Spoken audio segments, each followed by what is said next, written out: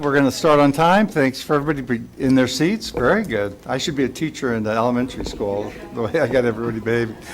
Okay, let's call to order at 6:30, and let's start with invocation. Yep, let's do it. If you don't mind, please join me in a moment of prayer. But first, let's honor the men and women who've given the ultimate sacrifice in the line of duty tonight, please. Thank you for that. Dear Heavenly Father, thank you so much that once again we get to come together and talk about our amazing community, Canyon Lake. Lord, please be with us as we continue to make this place as great as possible. Be with everyone out there who's making us safe every night and every day. Be with our families, Lord. Lord, let us enjoy this season and a happy Valentine's, and in your name, amen. Amen. All right, Councilman Dane, could you lead the pledge? Sure. Please put your hand over your heart. I pledge allegiance To the flag of the United States of America and to the republic for which it stands, one nation, under God, indivisible, with liberty and justice for all.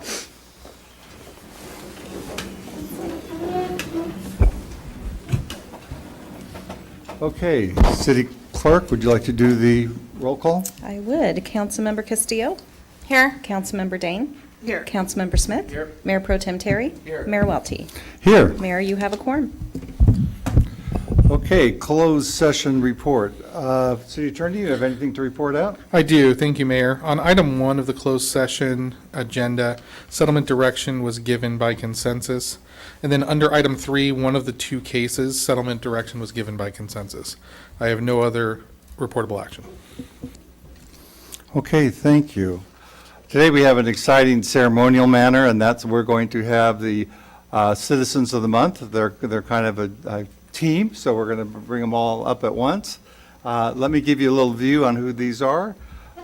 This month's Citizens of the Month are all volunteers at the Canyon Lake Library and are residents of Canyon Lake. So we love libraries. That's great.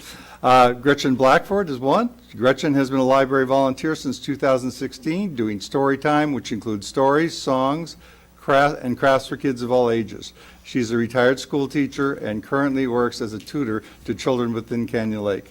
Gretchen is also a member of the Canyon Lake Women's Club. So Gretchen, thank you.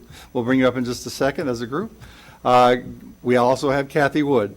Kathy has been a library volunteer since 2001, doing various tasks such as shelving, helping check children in for story time, taking pictures, and assisting with other events.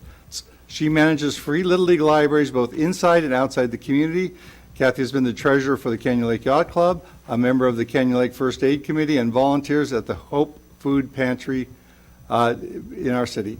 Past volunteer work includes being a longtime volunteer for medical schools and elementary schools, as well as being on the board of several other associations. So that's Kathy, and hey, Brian, good. Had brought the husband. Must be Valentine's Day, right? So okay, we're good. And our third librarian volunteer is Linda Downey. Linda has been a librarian volunteer since 2015, maintaining the donated items in the bookstore. She was the treasurer of the Friends of the Canyon Lake Library. Linda retired from a career within the dental field and is an avid artist and entrepreneur. Unfortunately, Linda will not be able to make it today, and so the branch manager, Kim Pike, will be here, and she'll be taking her award. So. Okay, can you all come up? We like pictures.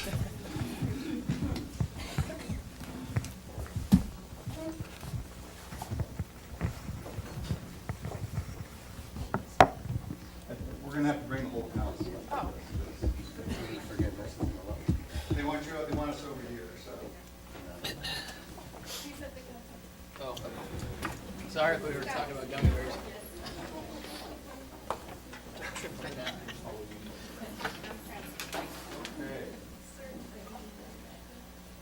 Kathy Wood, in recognition of your compassion, dedication, and outstanding service to the Canyon Lake community, thank you for all that you do. Gretchen Blackford, in recognition for your compassion, dedication, and outstanding service to the community of Canyon Lake, thank you for all that you do. Even though she's not here to take this, in recognition of her compassion, dedication, and outstanding service to the Canyon Lake community. Thank you for all that you do. Love the library, love the opportunities that they gave the kids in our neighborhood. It was great. I kind of, in some ways, miss it just being upstairs and be able to walk in. but their new facility is wonderful. It's just around the corner. And the fact that what they do for our children and our tutoring is incredible. We really want to honor those people who reach out and help our children succeed. It's just such an incredible thing for us. Personal thanks from my wife to each of you, because she depends on you guys and just says that it's the best place in the world to visit. It's almost like Disneyland for us. So thank you for providing that. So. Do you guys want to get together? Hey, it's better than Disneyland. Okay. Mark, you want Okay.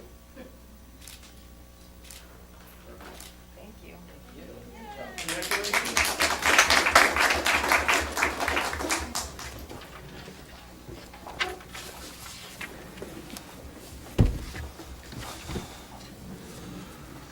All right.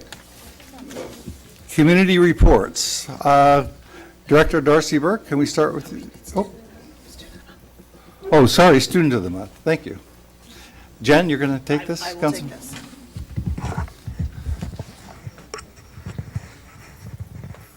All right. Our Student of the Month recognition this month is for Miguel Rodriguez. So, Miguel, if you want to come up here. Miguel's a student at Temescal Canyon High School and recipient of the Student of the Month award in January. Congratulations.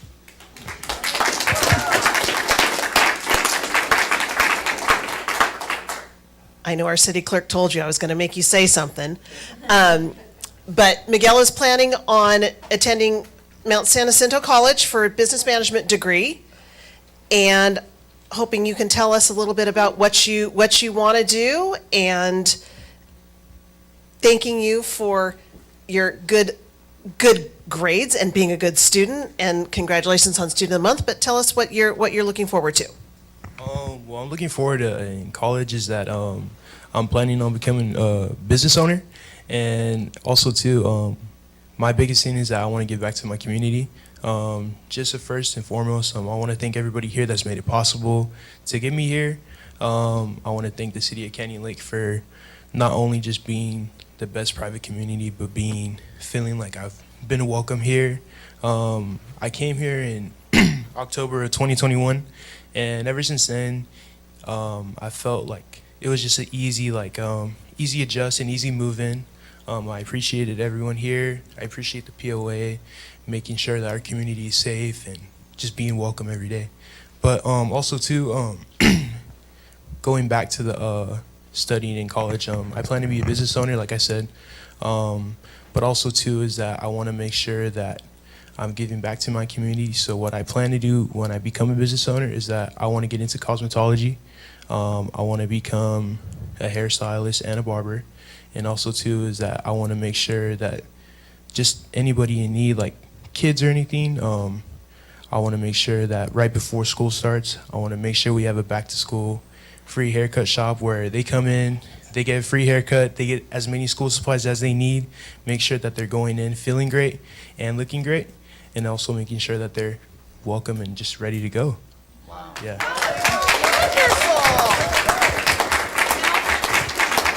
That's why you were Student of the Month. So, on behalf of the City of Canyon Lake, congratulations. Thank you. This is a certificate for you. And loved everything you said. So we appreciate that. And do we want to have everybody come take a picture? We want to, Is that your dad? because that's what we want. Oh, can he come in the photo with us? Love it. What's your favorite place to eat? 'Cause he's gonna take you there probably tonight. There's room. And then Mary needs a haircut, so we got you.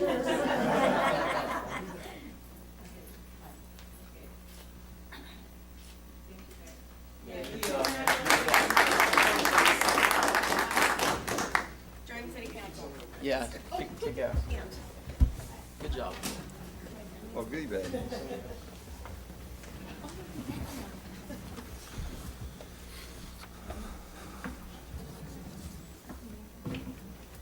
I'm inspired.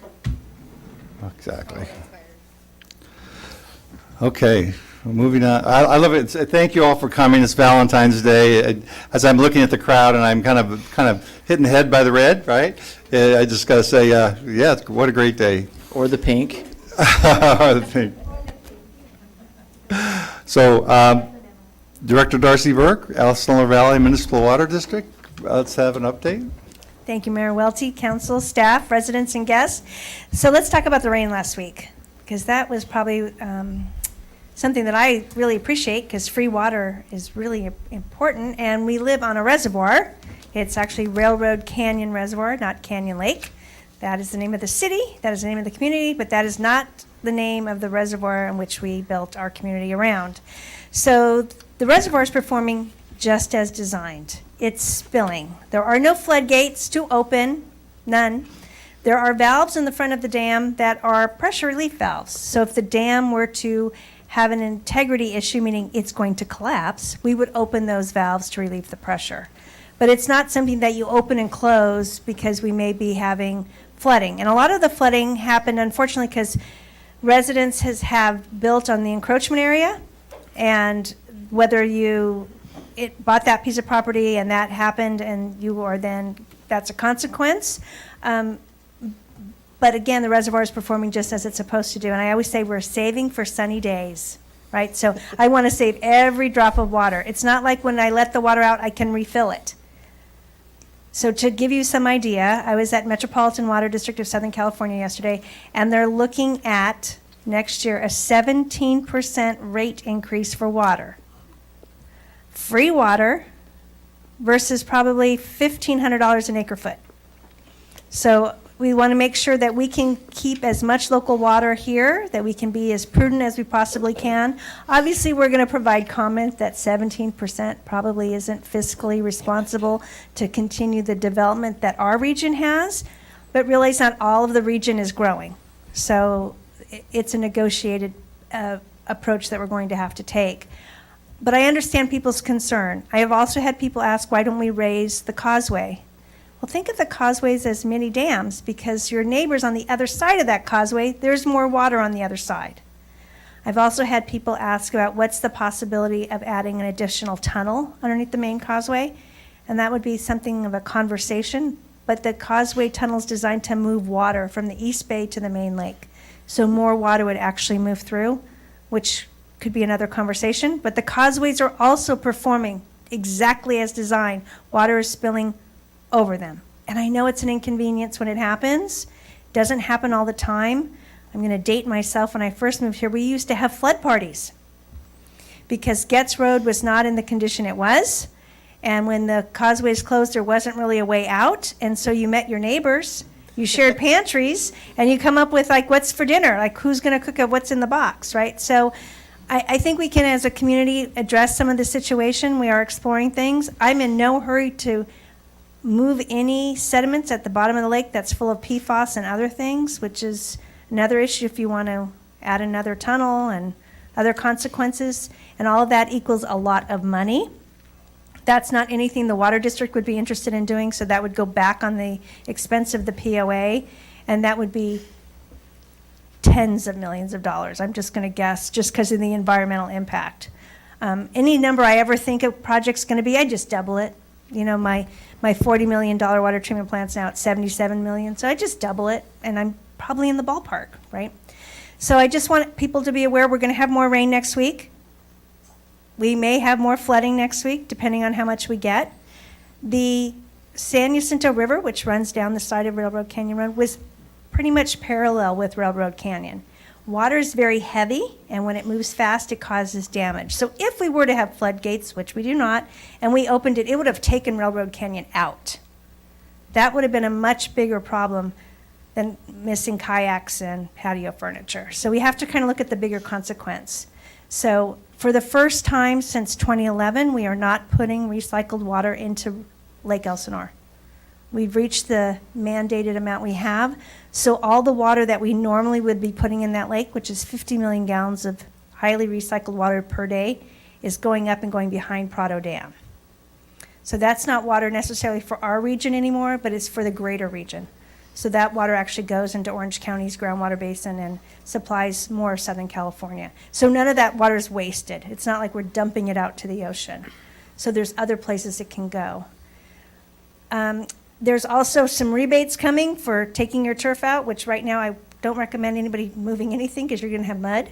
But as spring approaches, it's something to consider. We will have our Splash into Spring on March 23rd, which is kind of an open house. You'll get to see where our water reclamation expansion is going in, which is about a $280 million project. Again, in the next 5 years, we're looking at spending $600 million, which also means that equates to local jobs as well. So that's also very important, and water reliability. So there's a lot of things we're dealing with at the Water District right now. We're looking at capacity fees. We're looking at capital projects. We're dealing with potential significant rate increases on our imported water supply. And for our district, we are 70% dependent on imported water. So having that treatment plant off counts towards the bottom line. And trying to keep water affordable is really important. We are going to be starting the 74 project, Highway 74, with ARPA funds. We're starting the SEDCO septic to sewer project. So there's a lot of things going on. I just want to remind people that the mayor and I have coffee on the first Wednesday of every month. If you have a question or a problem, please call me. I'm happy to help you. One other thing, today I saw someone thought that Elsinore Valley Municipal Water District is responsible for weeds on the shoreline of the reservoir. That is a POA issue or a property owner issue, but we do not do weed abatement except around our treatment plant. Happy to take any questions. Mr. Mayor, if I may. Sure. Couple questions, Director Burke. First, I want to say, wow, just because your activity on social media the last week, answering everyone's questions in regards to what is a reservoir, what you can and can't do. I applaud you. It was a Thank lot you. to keep up with. Not only did this woman continue to respond to everyone in their questions, but you did it on all the posts, on all the streams. So, wow, thank you for that. It Thank helps you. clarify. A lot of pictures being taken place on social media, and I know that we had this conversation last year and the year before Mm-hmm. and the year before that. So if you don't mind, can you elaborate on, the uniqueness of the fact that we have a reservoir here in Canyon Lake and how we really shouldn't be doing drone photos and other Including things? the sheriff's office. Right. So after 9/11, there was a mandate by the federal government for every water district to do something called a vulnerability assessment. And that means to look at all your infrastructure and decide, could the bad guys get there? And if the bad guys could get there, how do you mitigate the impact? I don't know if anybody's noticed, but people live near the dam. When you start taking pictures that show the bad guys, the pinpoints and the weaknesses of the structural integrity of that dam, you've shown the bad guys. And I know we're like, oh, that doesn't happen in Canyon Lake. You know what? People used to say, that doesn't happen in New York Or San Bernardino. or San Bernardino or any place else, right? So with social media, I don't want to say I've given up, but I can't believe that people don't understand the importance of keeping our neighborhoods safe. And this is national security. I love the footage that the sheriff shared, but if anybody should have known better, really? So, no offense, Lieutenant. But I mean, it just shows people where our most vulnerable points are. And that goes for people walking in front of it. It's clearly you're trespassing. It says no trespassing. I mean, do I put razor wire there? Do I have hungry dogs? What do I do? I mean, I understand you want to get and look at it, but also realize the safety. When that water is spilling, it is not a safe place to be. To give you an idea of how heavy water is, a cubic foot of water weighs about 64 pounds. That's like a basketball in a box. And it's moving at hundreds of miles an hour, and you have lots of them coming at you. So in addition to the safety of you immediately being impacted by being in that area, you're putting all your neighbors at risk. When that bad person decides and wants to do something about our dam, we have given them the roadmap exactly how to do it. That's all the questions I had. I just thank you for clarifying, just because I know that we had this discussion before, and I just wanted to know if things have changed or not. No. So, okay, I'm trying not to give up, but it's Understood. getting more difficult. understood. I had a question. Okay?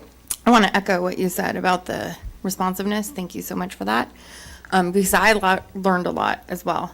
I think you kind of touched on this, but I want to make sure that you have the forum to repeat this if necessary. I saw a post, and I don't know if it was from a POA director, about how you could lower the water level.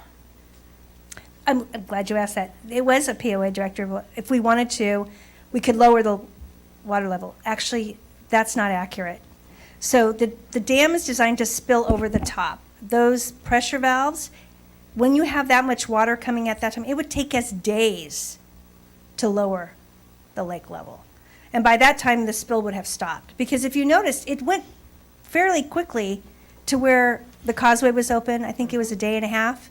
It was fairly quickly that it happened because it's moving, again, just as designed, right? I think the challenge we have right now is we started with a full reservoir. Normally, we draw it way down, and then we're filling it up through the rainy season. We haven't drawn down in 3 years. So we're starting full, and we're just getting more full, which means it spills, which there's benefits to our region. Lake Elsinore, the more water that is in Lake Elsinore, the healthier it is. The less toxic algae blooms, the more people that are going to come enjoy Dream Extreme and all the things that go with it. It's a benefit to our region and to our community. So there is a benefit. We're not wasting that water. You know, somebody said, well, can't you capture more? Not without drowning people, right? There's consequences for anything that we do, whether it's raise the dam, raise the causeway. But you're absolutely correct, Councilwoman Castillo. I can't just lower the lake level. And somebody else said, well, lower it now and fill it up in the summer. It doesn't work that way. That's when we would have to then buy water Oh, that yeah. we give away? Very, very expensive water. Oh, yeah, that doesn't make sense. My comment is I'm kind of from the old days too, when we used to see the water coming up and it was like a celebration. You had to run to the grocery store when you saw it coming. You loaded up your food, Snow days. your logs, you go, yeah, it's like a snow day. It was all part of the adventure. We didn't, the bridge across Getz wasn't in there. Railroad Canyon was in the floodplain in the day. Getting out of through Getz Road out through the top was your only way out. And if you went through that way, you had to go have a truck and go through the mud. If you were lucky, you could get to the little Circle K and get some bread. But after that, the kids were happy. They're playing in the streets, and we celebrated kind of nature in a sense. And now you come in and you're used to Orange County or something really sophisticated, and you think, oh, this is going to run like a factory, but it doesn't. Canyon Lake has all the great parts of it, but it also has the sense of wild nature, which I personally love. It's like you say, if you lived in the snow and you had snow days, it was like thumbs up. We're going to have a snow day. So. Been here a long time, it's almost a celebration that the water's coming. Yes. So that's just my And as it comment. gets more expensive, I celebrate more. As Lake Elsinore goes up, I celebrate more too, because we like to see that lake thrive also. Yes. Any other questions? Are there any efforts that we can take as a city to bring awareness to what Darcy is saying? So we can assist her, so she's not having to jump on every post, whether it be a PSA video or just start plugging it into our residents' mind. I've made the mistake too. But pictures of the dam, some of the things that our general public think we can do, that we can't do, and start bringing that awareness and slowly start chipping away. I think always best practice is to share something that the water district has posted, obviously, because we're definitely not the experts. So I wouldn't want to be the ones necessarily creating the content, but we'd be very happy to send anything from the district. So I've asked for a PSA, at least about dam operations, and I don't mean that with an N, D-A-M, dam operations, so people understand, because people come in, they're new to the community, just open it up. Like, Right. hello, open it up. It's not that difficult. Well, it is when you have nothing to open. So that's one PSA I've asked. I have asked for something to talk about the integrity of the dam and how we need to protect it. And then I did calm down, but I was exploring turning us all in. I figured, well, if I call my friends in DC, let's see what happens. But that's really not probably the ideal situation for anybody, right? I don't want to make It's not ideal. It was a heated moment, but I didn't call. Okay? Well, I don't think we shared any of them, right? I mean, we were very cognizant to try not to share any of them. People shared them. Not the city, anyways. The city Lead did by not, example. but when people I knew, I reached out to and said, hey, can you take that down, please? And they did. I haven't had anybody that said, no, I'm not going to do that. I had somebody said, well, why? So-and-so did. I said, I can appreciate so-and-so did, and I'm going person by person by person. But the reality is, once it's out on social media, it's Pandora's box. I can't pull it back. Yeah. And there's bad guys everywhere.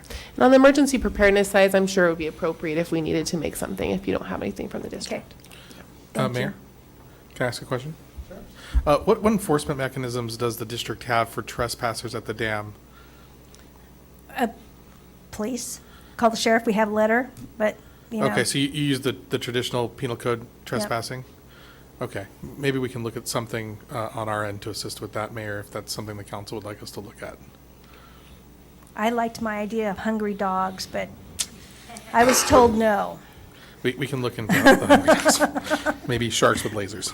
I will say for Mountain the, lions, something, I don't know. I will say for those of you out there who's listening to this, if you are, Darcy's been extremely diligent in drafting responses for those to help get the word out.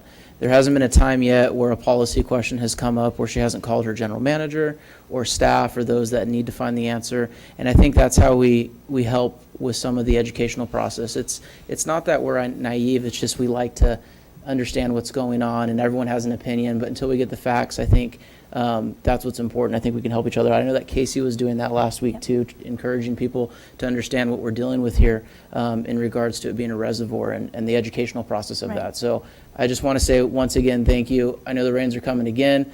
We're going to get questions about the causeway. So many people complained about having to go around the lake. I get it. I had to do it too. I forgot. But we'll be prepared. So. It is first world problems, I'll mention, but I also. 100%. I do appreciate being tagged because I can't read every page at every time, whether it's, and luckily I have people that look out for me and that includes all of you, whether it's Instagram or Facebook. And so I appreciate the tags because I get those and then I do respond. So I appreciate that very much. Anything else? Maybe the POA can offer a ferry. Always a possibility. Yep.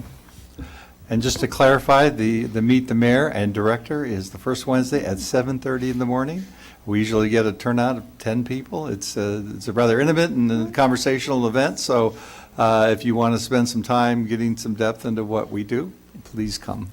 Depends on the topic. We've had more. Depends on what's going on in the city and the water district. So, but I appreciate those faithful that come regularly. So, thank you. Thank you very much for the time. Thank you. Okay. Looks like we're going to move down to the Canyon Lake Chamber of Commerce. John Grande, Board President, please come on up.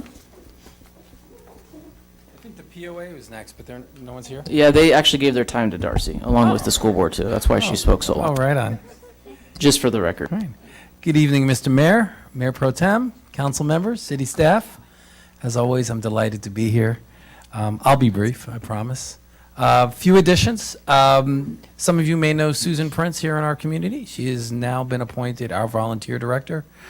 Susan has been an active volunteer with the chamber probably for about the last year and a half or so. Has always showed up at all events and helped in every way she can. And now she stepped up as our volunteer coordinator. It is a volunteer position, but it's great to have someone here in the community who can wrangle up the troops for when we need them. In addition, Roger Hilliard of CPR Training right here in the town center has been appointed our director of membership. So we have a new board member. We're very excited to have Roger on board. A lot of us know him to be very easy to get along with, organized, and a successful business owner here in Canyon Lake. On the 18th of January, we had, well, we didn't have, but the Mega Mixer, which is put on by some of the outside chambers at Storm Stadium. Canyon Lake Chamber was glad to set up a booth and have a presence there. It's a great event. A lot of businesses, a lot of Chamber of Commerce's. It's really a great opportunity for us to be out there and see how other people are doing business and answer questions. And often we get new members, within a month or 2 or 3 of that event because they get to learn about us. On the 1st of February, we had our monthly business roundtable event. Rick Tobin from Real Loans presented to the group and gave some valuable information as far as lending and finance. Our next business roundtable is going to be, it's always the first Thursday of the month, is going to be March 7th, and our guest presenter is going to be Major Fiona Pham of the United States Air Force. She is going to be discussing benefits and challenges when you're hiring people who are active duty reservists. It's always great to serve, but sometimes if you own a business and you're going to have someone gone, she's going to kind of guide some of the business owners through that process and really how to navigate that. But also a lot of benefits to that as well, believe it or not. On the 10th, which was this past Saturday, we had our second annual pub crawl. Many of us were there. We had a great time. We doubled our attendance from last year, so maybe next year we'll double it again. It was great. I'm proud to say there were no incidents. Everyone handled themselves responsibly. I think just about every group that showed up had someone in their group who was not drinking and could be their designated driver. So there were no DUIs, there were no accidents, there were no fights, no one got out of control, but everyone had a great time. And we achieved our goal of exposing our 4 eateries and drinkeries of the town center to a lot of our citizens. We had people go, wow, I've never been to Canyon Cowboy before. This place is great. So that's really our goal, to have that event. Besides, we all like to have a good time, right? Coming up tomorrow evening in the Country Club is the Lake Elsinore After Hours Mixer. The Canyon Lake Chamber is a member of Lake Elsinore. We do a reciprocal membership, so we're invited. And when I say we, people of our business community. So come on down, meet some of the Lake Elsinore business owners, as well as your fellow Canyon Lake business folks as well. And also, I was reminded by our events director to inform everyone that on the 16th, at the Canyon Cowboy at 6 p.m. is going to be our quarterly Women in Business event. So encourage all the women of the community, especially those related to business, to please attend. I won't be there, but that's all. What I understand, it's a great event. That's going to be on the 30th. Wait, no, that can't be. I'm sorry, 20th. It's a typo. I have fat thumbs, so. So thank you for that. Yeah, it'll be on the 20th. So I guess Darcy's going to be there. So any questions? What time is the event tomorrow? 5 p.m. I believe, or 5 or 5:30. It's early evening it starts. 5:30. Thanks, Darcy. I actually should have you. That's right. Any other questions? Awesome job. All right, great. Thank you, everyone. Thank you. Okay, City of Canyon Lake Code Enforcement. Ruby, would you like to come up? I looked around, I don't see Jeanette. Jeanette is not here, right? She's off celebrating Valentine's Day, which is a good thing. Good evening, Mayor Pro Tem, council members, staff. So I'll be covering the month of January. We had 2 building and construction violations, 2 MPDS violations, 2 administrative nuisances, and down to our BLM lands, we had 3 verbal warnings. We had a large amount of illegal dumping. We scheduled a cleanup, our yearly cleanup, and so that has been removed and hauled away. We had 2 AVAs, abandoned or inoperable vehicles, 3 unpermitted signages, and down to our business license, we had 1 violation for conducting business without a business license, 2 new foreclosures registered, and 0 short-term rentals were found. And down to our residential rental registrations, we currently have 315 registered, and you'll see that number fluctuate. It decreases and increases, and when it decreases, that just means that they've contacted us and they've either moved out, sold the property, or the owners came back and now they currently live in the property. We have 282 renewals for the residentials and 33 are pending. We have 12 new unregistered properties that we found. 3 have complied, 9 still haven't, but that's just because they still have time. We give them 14 days, and so there's still that time We had 10 inspections conducted, 1 self-certification completed.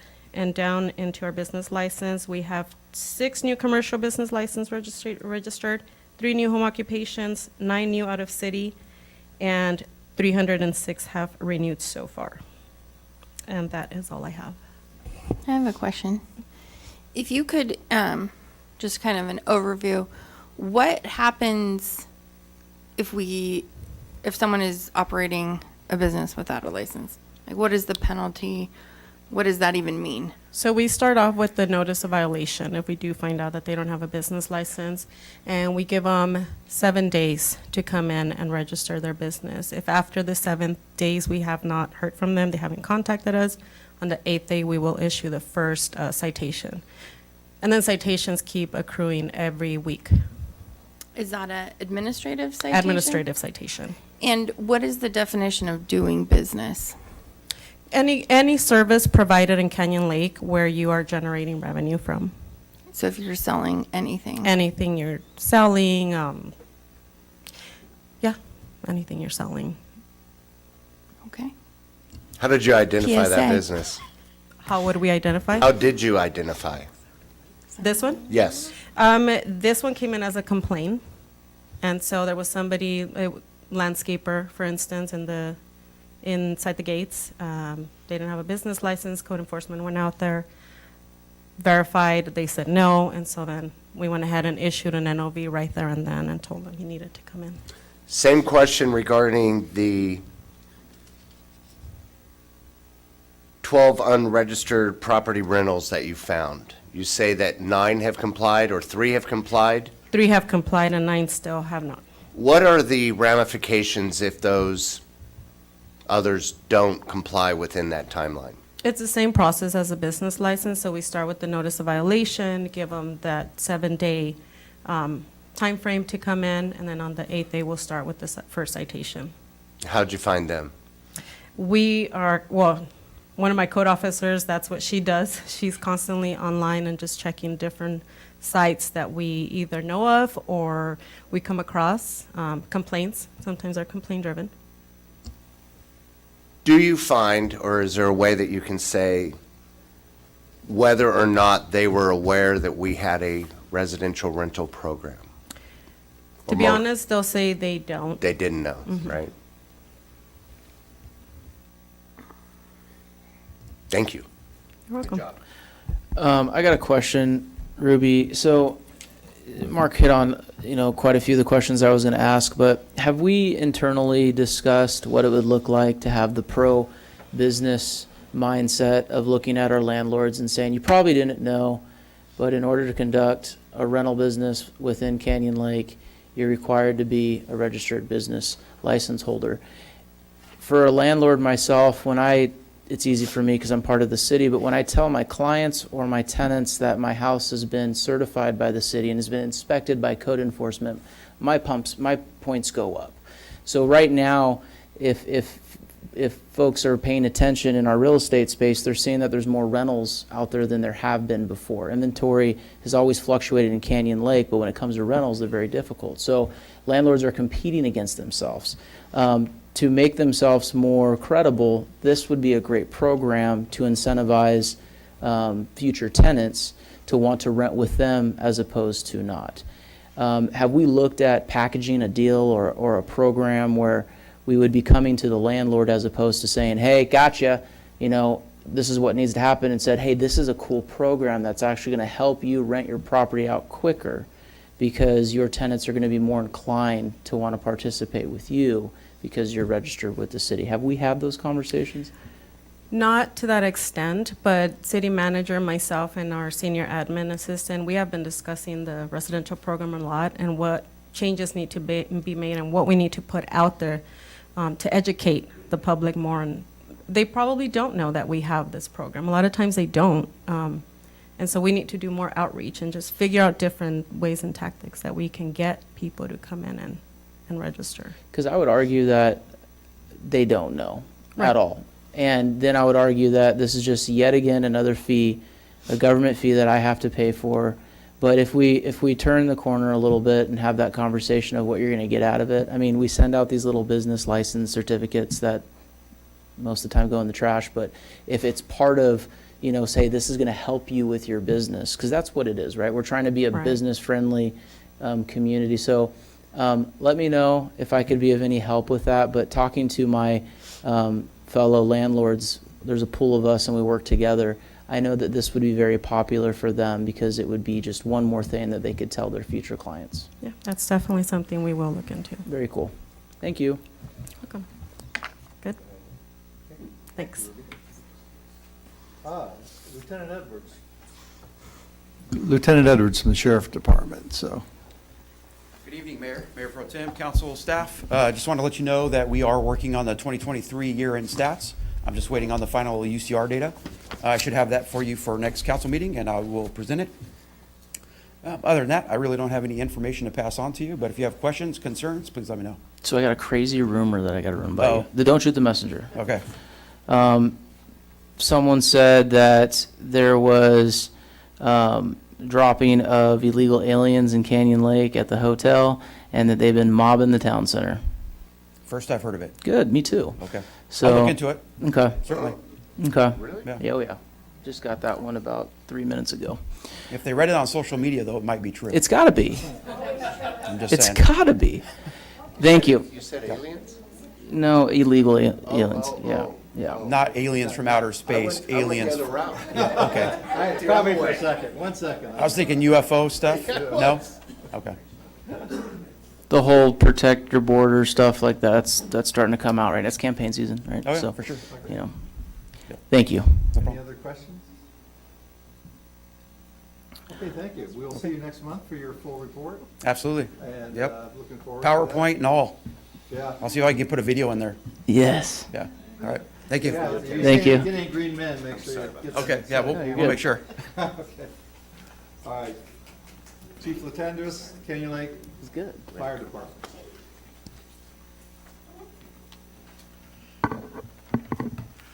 Good evening, Mr. Mayor, Mayor Pro Tem, members of City Council, City staff. Jeff Latendress, your Fire Chief, and I'm here to present the stats for the month of January.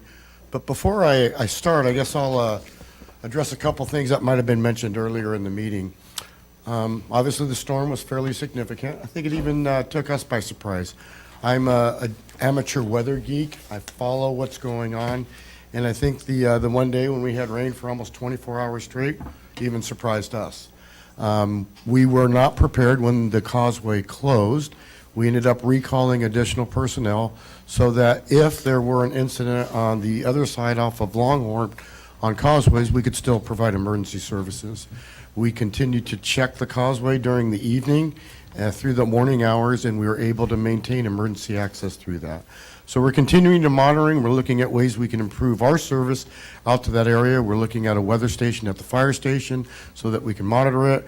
We're looking at different things that we can do to help improve the notification system to the community when the causeway closes. So we too are still learning when storms impact our community. But I do want the community to know that we did staff a second unit for almost a 24-hour period to assist us if we had any additional responses. As it turned out, we had no storm or weather-related responses. So it turned out well for us, and the city withstood the weather very well. Also, as the lieutenant mentioned, the fire department annual report was presented last month. It's available online on the fire department's webpage. So if anybody wants a copy, they can get it there, or they can contact the fire department, and we can print up a copy for them. Because as I was getting ready to put the stats together, it looks very bare as we look at just the month of January. But during the month of January, we responded to 94 emergency incidents. Of those emergency incidents, 3 of them were fire responses, 72 were medical aids, 6 were service calls, 10 were good intents, 3 were false alarms for the total of 94 responses. The 3 fire calls, the first one was on New Year's Day. It was a rubbish fire out in the BLM land in the area of Longhorn and Treasure Island. The fire crew initially went on the Treasure Island side, saw the fire over in the BLM land, came back, got our patrol fire apparatus, and took it over their 4-wheel drive. On January 21st, we did have a structure fire in the 29,000 block of Smuggler's Point. It was a working attic fire. The cause was, we found out today from our building official, a poorly constructed fireplace that allowed the fire in the fireplace to get into the attic area. And then just the next day, we had another structure fire in the 29,000 block of Vacation Drive. Again, it was another fireplace-related issue. It was a working attic fire, and the cause again was a fireplace. And this too was a fireplace that was not constructed according to the codes. They were both older homes. Don't know if they were permanent at the time, but we are working on a PSA from the fire department's perspective to encourage residents to get their fireplaces inspected and serviced on an annual basis to try to prevent something like this from happening. Both of these were fairly significant fires. We had mutual aid resources coming in from CAL FIRE, Corona, and Murrieta to assist us on these calls. Incident by time of day, again, no real change in here. The early morning hours kind of got a little busier for us. Normally our morning is a little slower, and again, that's when we try to do most of our activity. We had a dip in the early evening, but again, this is fairly consistent information. Where did these calls occur? Well, again, we still, even with our PSA, had 2 responses to the fire station. And then again, the vast majority of our responses continue to be at single-family residents. This is where the calls occur, so we look at this information when we're figuring out how long it's taking us to get to our responses. A lot of them were off of the Continental area and on the east side of the lake, and that's a longer response for us as we get there. There were very few responses off of Longhorn and the west side of the lake. We had really good response times this month. Our average turnout time was 53 seconds. Our average travel time was 5 minutes and 13 seconds, and our total response time on average was 5 minutes and 47 seconds. 90% of the time, which is our real important number that we look at and the one that we're striving to achieve, 90% of the time our turnout time was 1 minute 29 seconds. We met our goal there. Our 90% response time was 6 minutes 57 seconds. So a total response time of 7 minutes and 54 seconds. We were near our goal by 9 seconds. So it really was one of our best months thus far in getting to our emergency responses. Automatic and mutual aid given, we responded 14 times to incidents outside the city during the month of January. And again, by using the zip code information, sometimes this is misleading. There were 13 in Lake Elsinore, 1 in Menifee, and 1 in Good Hope. So that's how many we responded to the entire year. But as we look at the map of where these incidents were located, you can see that 10 of them are actually in the Meadowbrook area. There were 3 in Lake Elsinore City and 1 in the city of Menifee. And this is so far this year of where all those responses are. Since it's the month of January, the numbers don't change, but this slide will be important as we continue to march through the year. Automatic and mutual aid received. CAL FIRE came into the city 10 times for incidents during the month of, that should be January, I'm sorry.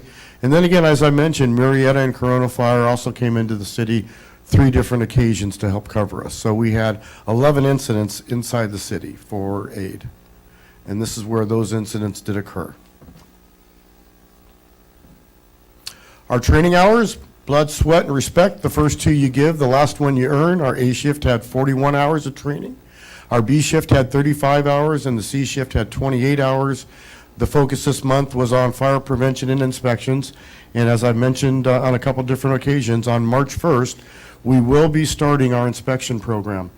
On March 1st, when we go out there, as part of that inspection program, we will proactively be asking the businesses we go into for a copy of their business license to make sure it's valid and current. So that's something that will help code enforcement as they go out there and identify those businesses that are operating. We had representatives from the county come in and work with us on child abuse recognition and the notification process. We worked on drafting and pumping operations with our apparatus. We pre-planned and simulated fire attack at the Eastport Commercial Center. We did forcible entry and access training. We worked on mass casualty incidents. We did our quarterly RHART or CPR training. And then we did hose management training with our crews in Corona for 2 different days.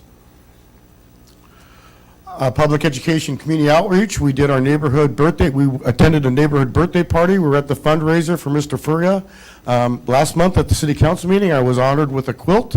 We gave a presentation to the Merchants Association on fire lanes, and we gave an outstanding presentation to the Emergency Preparedness Committee on how to stop the bleed in basic first aid. We provided them with a first aid kit for their activities, and I think they were very pleased with the presentation that we did. So again, our significant events, we had 2 attic fires in 2 days. We had 3 in the last month. All of them were related to fireplaces. The damage was limited to the attics. All homes were occupied at the time of the fire. So on the last one, on Vacation Drive, a golf cart was driving a home and saw the smoke coming from the building, ran up, knocked on the door, and alerted the occupants.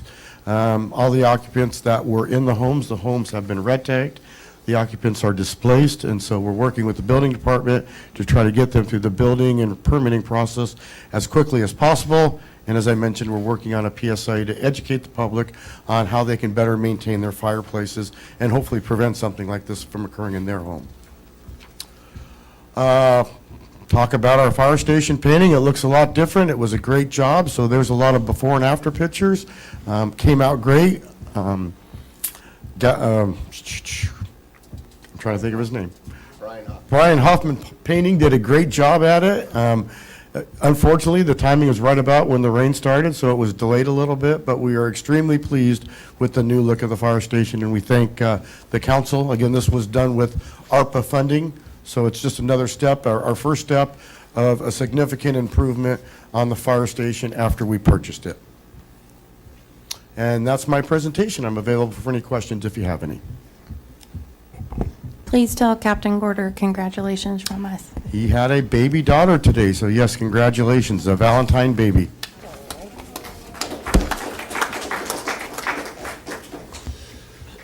You said all the attic fires were as a result of the fireplace, correct? Correct, yes, sir. What did all 3 have a similarity besides being a fireplace? Is it something that is created on the first floor, makes its way up to the attic, or is that portion of the fireplace compromised within the attic? From what we could tell from the building official, it looks like the flue in that area was somewhat compromised in the construction. The spacing wasn't adequate. It was supposed to be 12 inches of space between the flue and the construction area, the members, and that was compromised. And so what happens after time is constant burning, constant heat creates a charring on the wood until it finally ignites. The technical term is called pyrolysis. So that's what we determined it to be. Got it. Thank you. Mr. Mayor, if I may. Yes. I already shared this with you, Chief, but I just wanted to thank you once again to continuing putting the stats up and showing how the system is working, both with auto aid and mutual aid. I had a council member from the city of Lake Elsinore approach me today at a meeting to thank me, just, I guess, more so on his patience, because he wasn't quite sure the system was fair. And he's been getting the same reports that we have, and he says it's clear as day that Canyon Lake is going above and beyond to be part of the system. And he congratulated us on 2 years and the hard work that each and one of you have done, and just the morale that's out there when you guys are on those calls with the county. So I just want to say thank you so much. The word is getting out to other cities that are around us that we're a stand-up department, and that you guys know what you're doing, and that you're professional on every single call. So I just want to say thank you. Appreciate you guys. Thank you, sir. All good, thank you. Any public comments? Mayor, we have one public commenter tonight, Julie Bowman.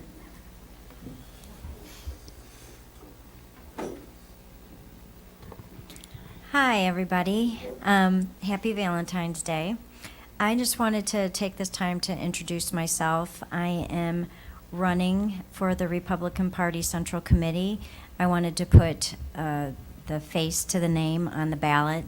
And I've been door knocking the last 3 weeks and getting to be introduced to my neighbors and getting to talk to them, and I've really enjoyed it. And I just wanted to let you know that There's going to be about 15 or 16 people on the ballot and 6 positions opened with the Central Committee. And so myself and 5 of my friends are running together as a group. And I'm Julie Bowman, and Sean Fagan, and Christine Fontes, Sharon Neal, Tamara Norman, and Paul Darafiv. We're going to be the 6 most conservative candidates out of the 16 of us. And so I'm just asking that when you go to vote, if you would consider us, we'd really appreciate it. And if anybody wants to know what the role of a Central Committee person is, the main purpose is to vet, endorse, and support conservative candidates. So when somebody wants to run for office and they want our support, support, we are going to make sure that they truly are conservative and that they're going to vote the way that you and I, if you're a Republican, wants them to vote. And they're not going to vote a different way. And so just please consider us when you see us on your ballot. And any questions? Thank you. I have little flyers if anybody wants to.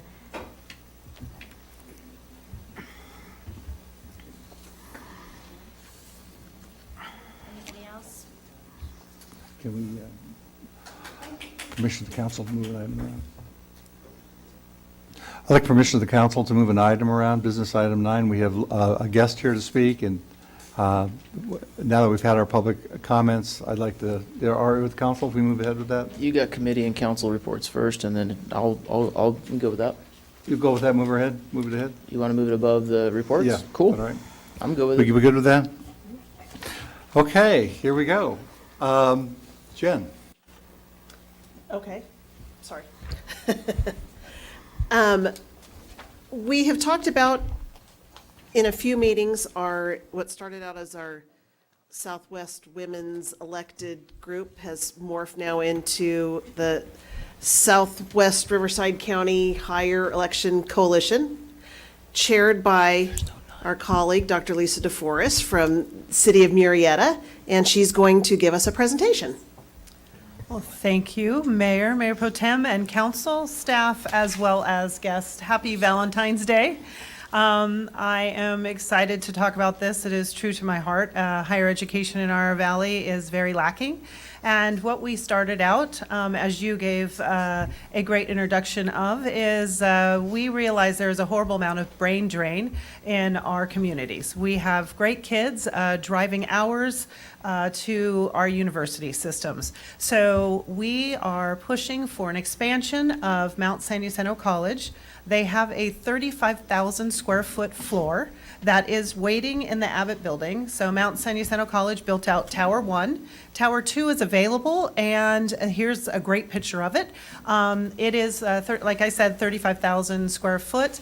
We put the coalition together because we don't see it coming to fruition without doing a little bit of public outreach. Coming today, hoping you will sign a resolution of support for higher education in our valley. Also, that would be San Marcos expansion of bringing an RN program, bringing speech pathology, bringing some very instrumental educational venues to our kids. So with that, Mount San Jacinto College has given San Marcos that floor. We are $11 million short to make that happen. And I grabbed the reins and started running with it because I do not want this to lose energy. We have had 2 meetings so far with 45 and 60 people in attendance. We have everyone as a stakeholder elected, as well as water, as well as our hospitals and various different important industries that are all coming together. So tonight I would ask you to please consider the resolution. Many other cities have also accepted and moved the resolution forward. We are hoping that with this we can also move to a 4-year university, not working in a silo We do not want to do that. Yes, I am elected to the city of Marietta, but I really, of course, I would love it to go in Marietta, but I don't care. If it goes to Temecula, the economic development, the economic wonderful things that a four-year university would bring, it also would get our kids off the freeways. So right now, looking at some stats, it is crazy to imagine that your kid wants to go to San Marcos, living, say, in Marietta, they're going to need to plan almost 2 hours on the freeway to get there. And that's ridiculous. So we're losing our great kids, and the kids that are going off to college. Both of my boys went off to different schools because they said if they were going to San Marcos, that's way too close. If they can't drive there, then they're going to want to stay in a dorm. We lost one that could have gone to San Marcos and probably would have come back, but we lost him to UCSD. So I think that it's really important for our region to keep these great educated kids, and this is how we're going to do it. So I would love to answer any questions. I am so excited about this, and I'm so glad that you brought this forward, and I thank you for being part of this movement. And it's a movement of all. I am very fortunate to be the chairman, but I am excited for the movement of everyone in this region, and it is truly a regional approach. So, Mr. Mayor, if I may? Yes. Point of clarification for those of you following along, it's business item number 6, not number 9, and this is a no-brainer. I appreciate you bringing this forward, and I won't make the motion because I know that Jennifer's going to. I'll definitely second it when she does, but thank you for leading the charge on this and working with other electeds in other cities to make this happen. This is the kind of stuff on why we get into this gig. So I really appreciate this. When I saw this, absolutely no-brainer, absolutely. I want to add that if we have local schools, people will still stay local. Yep. And then they will contribute to the region. They will work here and live here and not move away and not come back. Exactly. So we should keep them here. yes, we should. And having a four-year university here would do that. And even if we utilize the Temecula campus, we have the ability to build a parking structure and a whole nother tower. Which would be over 350,000 square foot of educational. So with that said, I know I'm from Marietta, you guys are Canyon Lake, but we are all in this together, and it's for our kids, and it's for this region. Yep. This is a chicken and egg problem for me, because basically, we're not going to bring the high-tech jobs and the high-tech companies out here if we don't have the trained people to come out and do the jobs. And we can't really, we're going to educate these kids, and they're going to go and they're going to leave this community. We're going to have this huge brain drain. So it's this never-ending cycle of chicken and the egg. We've got to start making movements to get our kids educated so they can stay at home and go to school, and that we get businesses out here that they can stay and not have to leave us. I'm just one of those parents who don't want my kids to live 4,000 miles away. I think a lot of us are preferenced like that, but the opportunity for higher education is here, and we need to move ahead with it while we have the chance, or at least do what we can. And You got a second on the floor, Mr. Mayor, if you can find it first. Just a couple other things that I wanted to say in regards to this, along with what you said about the tech companies. We also have quite a few hospitals in the area, and if you know people that have had medical problems, a lot of people will still go to San Diego because they're staffed more. We need more medical professionals here, and that's one of the big pushes that Cal State San Marcos is going to have in this facility. So that's going to be not only a benefit to have people stay, have people with college degrees stay here, which, as I think everybody knows, also raises property values, which is a good thing for all of us. Also, in terms of healthcare for all of us, better opportunities there. So I don't have a reason that I don't think this is a good idea. We've been working on this for 2 years. I think it started a year. Solid year ago, Solid probably a year. year and a half ago. But I'm very proud of what this little teeny committee has grown into, and bringing in the additional stakeholders and having school district representation there. And everybody has a different outlook, but all towards the same goal. So it's a very good place to be. and wholeheartedly support this. Before you make a motion, we have one more presenter. Okay. Jessica's coming up. Okay. For delivering that information. Honorable Mayor, thank you, council members. Jessica Sanchez here. I can finish up some of the details that we had for this resolution that we're recommending you adopt. So the coalition is, it was an coalition for advocacy to encourage and expand the San Marcos University presence in the Temecula Valley campus. It will offer the regional resource that we need to prevent brain drain and to keep our kids close and off the freeways. I did do some research. It does take at least 2 hours of Monday morning 8 a.m. class to any Cal State school near us. So Fullerton, San Bernardino, San Marcos, it's at least a 2-hour 8 a.m. class on a Monday. That's one way. This will expand and attract more people to our region as well, which also is an economic development benefit. The goal that they need is $11 million, and what they're asking right now is for our support, not necessarily financially yet, but it is something that will come to the table, but it will be done with your, will be brought to the table again for you to adopt. Again, a recap, we are recommending that you adopt this resolution to signify that we support this region, Canyon Lake.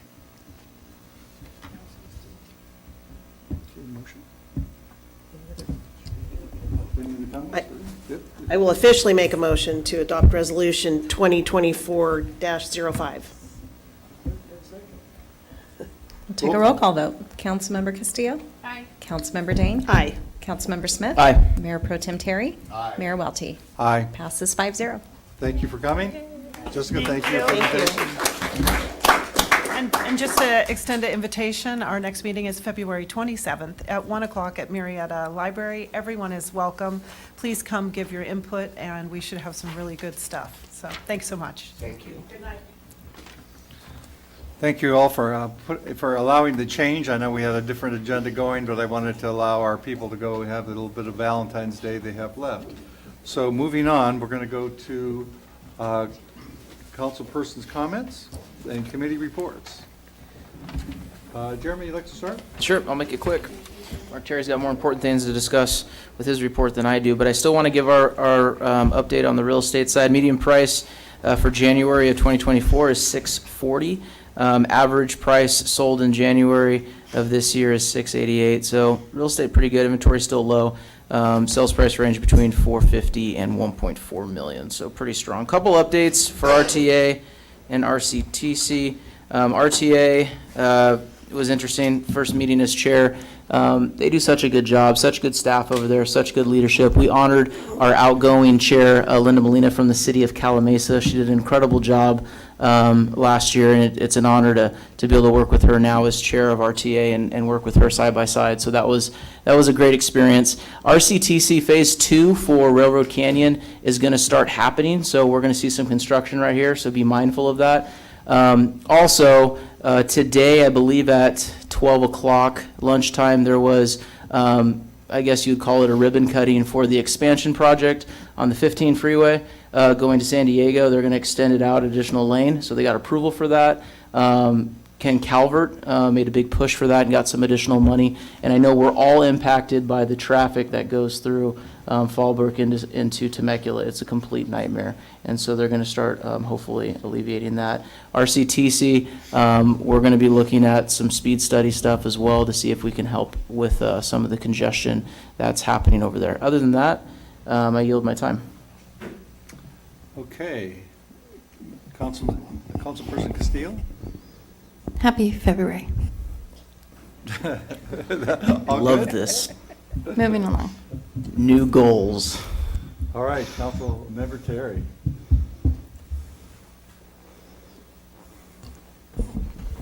Okay, as you know, the community has been rallying behind Eric Frega. There were two significant fundraisers that occurred. One was at Canyon Lake Hair Design. Very proud of our community, very proud of the vendors, not only from Canyon Lake, but outside of Canyon Lake who came. For a very small donation, you could get a tattoo, you could get a haircut, or you could participate in the raffle, and that was indeed very successful, and it was great to attend and to see so many of our residents, many who don't know Eric, supporting him and his family. Can you show us your tattoo? I cannot.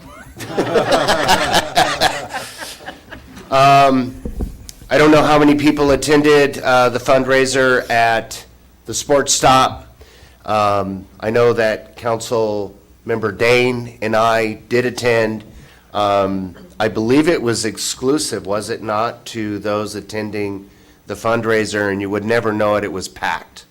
And so far, those donations and those contributions made have equaled over $100,000 that will go to the Frega family. And yeah, give yourself a hand, because there I identified hundreds of Canyon Lakers who are really forking over their heart and their pocketbook, but more importantly, their heart.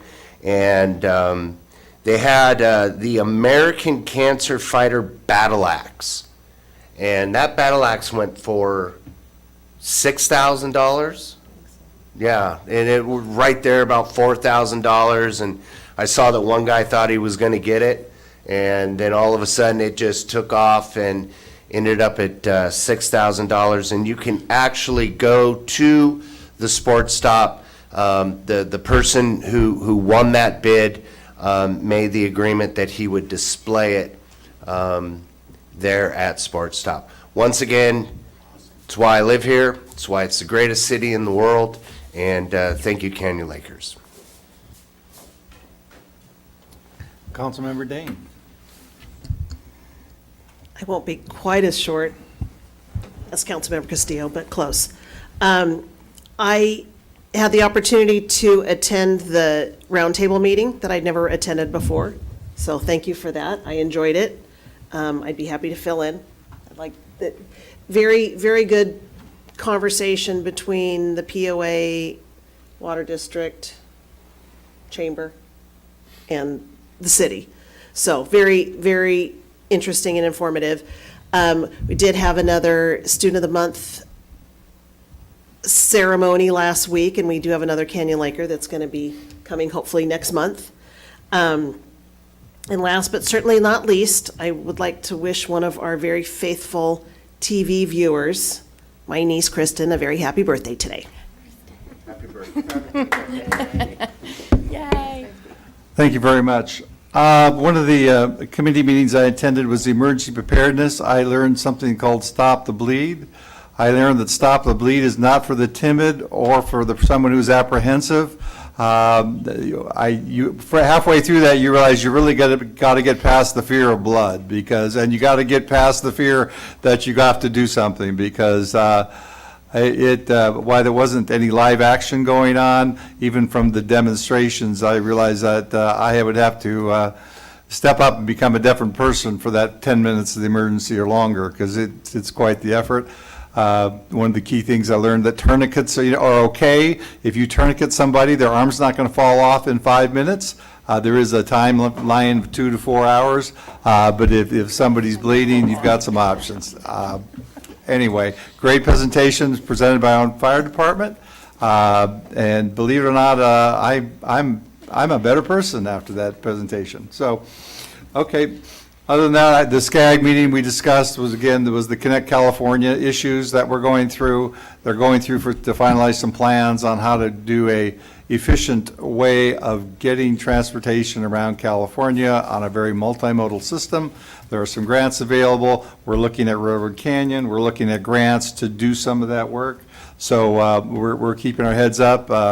Railroad Canyon is not going to have less traffic for a long, long time. And we're looking 10 years down the road to try to accommodate any possible increase in traffic. And we know the fire department knows Railroad Canyon pretty well, I suspect by now. They've been there a few times, so. Vector control, we went and had a demonstration on the audit. The audit cleared the finances for the year, and that's always a good news to know that your agencies are behaving themselves with the funding. The last thing is, we love Canyon Lake. We love what the opportunities for the kids that come here. We are very fortunate in that we have so many things that the kids can do. They can fish, they can ski, they can wakeboard, they can play tennis, they can play pickleball, they can be in a play, they can be in a dance. There is the huge range, and I know I've missed a number of them. So we have to be really excited that our community provides all this. And we are lucky in the sense that we're not talking about building $20 million parks or $20 million facilities for the kids, because for the most part, we have really more facilities in our little area than most kids could ever dream of. But what we'd like to do is we'd like to really encourage parents to get their kids engaged, because we do talk to the police department. We do know there are kids that I feel have kind of lost some direction. And if those kids lost direction could get engaged in one of our incredibly many programs, just I'll think about how wonderful that would be, that if instead of like creating havoc on our streets, they were out there working to become the best person they could. So please, if you have conversations about the place, we can talk about how bad the kids are. That does not solve too much, really, but we can talk about the opportunities that these kids to have to engage and to become better people. One thing we don't have, as we mentioned today, is we don't have a high-end college within driving distance, and that was the resolution earlier. So we'd really love to see that move ahead. And it would be, for some families, sending their kids far away, the tuition isn't the big amount. Sometimes it's the room and board is double the tuition, and it would be incredibly more affordable if our kids could be able to stay at home and go to these schools. Love MSJC. But we're a big town, a big region now with lots of people. That's all my comments. Mr. Mayor, if I may, one more comment. I forgot to mention this, but I know that you did a little bit. Please get out and vote. We have an election in 20 days, and we need to vote no matter where you're at on the political spectrum. It doesn't matter. Thank you for running for Central Committee. I appreciate you. Been there, done that. Good luck. We need good leadership. So I just want to encourage those of us to make sure that we vote. It is so important that we do that. Thank you. Okay. Well, moving on then, no more comments. We'll move on to the consent calendar. Is there any council member who would like to pull a consent calendar item? 1, 2, 3, and 4, please. Mr. Mayor, that would be all of them. No, I would like not to pull any. Not to pull any, thank you. I would like to get, be home on Valentine's Day. Even if it's 11:59, I can say I was, home. So, okay. Touche. Thank you. Any other council person like to? I'll make the motion. Public comments. Got the first. Any second? Second. And can we have a roll call vote? Councilmember Castillo? Aye. Councilmember Dane? Aye. Councilmember Smith? Aye. Mayor Pro Tem Terry? Aye. Mayor Welty? Aye. Passes 5-0. Okay, we're moving into a public hearing. Mr. Mayor, before we begin, I do need to recuse myself on this. Mr. City Attorney, I do have financial interest in this item, so I'm going to have to recuse myself. Good? Good. Thank you. Play ball. Cone of silence till he leaves the room. No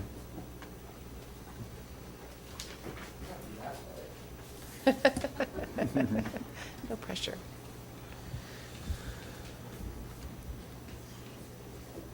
Okay, the public hearing is now open. The time on my watch is 7:48. Presentation by the city manager. Thank you, Mr. Mayor.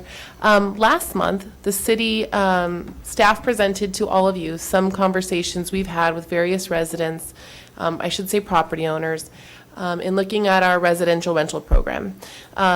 As you heard earlier tonight, we have decent participation, but not quite what we think we could have in the city. So we really started to take a look at this program and try to understand what we could do to improve the program, make it simpler for those that do own property within the city, and address some of the concerns we had been hearing from those participating or not participating, but also looking and hearing from staff as to what's working, what is not. So tonight, we are now proposing amendments to the actual municipal code related to the single-family rental property registration, inspection, and crime-free housing program. That's the official name of the program, and as well as fees that are associated with the changes we're making tonight. Some quick points about the program. We mentioned some of these last month, but just as a reminder for the community, the program was started in January of 2020. We began enrolling properties in March of 2020. There are currently about 320 properties in the program. 850 or so properties we believe may be rentals within the city. However, we have no way of really verifying that number at this time. So again, about a 38% compliance. We did look into, one of the things that was brought up last month was how many property owners actually have multiple rental properties. So of those that are currently participating, so again, this wouldn't include those we don't know about, of those that are currently participating, 21 property owners have multiple rental properties. And you can see there how many we have in terms of how many properties they actually own within the city. So not too many. Some proposed amendments that were discussed last month and have been included in the municipal code include removing the business license requirements and adding a property registration fee. As we've discussed, it's kind of confusing for property owners when we come in. They come in and we ask them to get a business license for renting out their properties, particularly if they do own more than one property. And so we've removed that, replaced it with a property registration fee, and it also added an annual renewal process, which is just a few bullets below. Because we removed the business license requirements, we needed to make sure we had a renewal process identified within the municipal code. We also added an allowance for multiple residential rentals. This allows for them to put all of these in one application to the city, do them at one time, again, streamlining the process not only for the property owners, but also for staff. We created an option for initial self-certification, and this is really driven by those who have refused initial inspections in the past, because we do visual in-person inspections, and some people have refused those. More importantly, though, when you're a property owner, you're not always going to have direct access to your property. The tenants may deny it as well. So we're hoping by having an initial self-certification, we can try to encourage more of these properties to come into compliance. We also add an exemption for owner occupied. This is if you are living on the property and you're renting out rooms, with the exception of ADUs. And then overall, just really trying to strengthen enforcement measures. There's only so much we can do because of fair housing laws and others within the state. We did also add some late fees and deadlines, because that's always a challenge as well. When we don't have those specified, folks will kind of push how long they go and renew and continue to participate in the program. So we think that'll really help in regards to that. When we looked at the fees associated with these changes, the city did do a user fee study back in December of 2022, adopted that user fee study. This has been verified in terms of the time required for the processes involved in this program. And so we stuck by a lot of those fees to make sure we're consistent with the user fee study. So you can see those on the screen. They've been included in your staff report. And we believe these are justifiable based on the time staff is currently spending. Moving forward, we are looking at ways to improve the process of signing up online. We will be bringing back to all of you in the mid-year an adjustment that will allow us to streamline processing for business licenses as well as residential rental, and doing some back-end workflows and customer relationship management on the city side, which we don't currently have. Once we do that, we can move forward within 60 to 90 days and have that up and running. So on this screen, you'll just see the next step for us is really to bring this back to you for its second reading. It would become effective within 30 days. As was mentioned earlier tonight, we've been talking a lot about how do we find these people who are renting out properties? How do we educate and encourage them to participate in the program? This is a program that is driven by ensuring the safety of people living in our community. It is a benefit to property owners because they do get to know that their properties are safe, that their tenants are safer. It is a liability to them as well if they have a home that is no longer safe and they have people living in it. We will create some social media posts. We've also talked to the Property Owners Association about their welcome packet. So they do a welcome packet for any new member.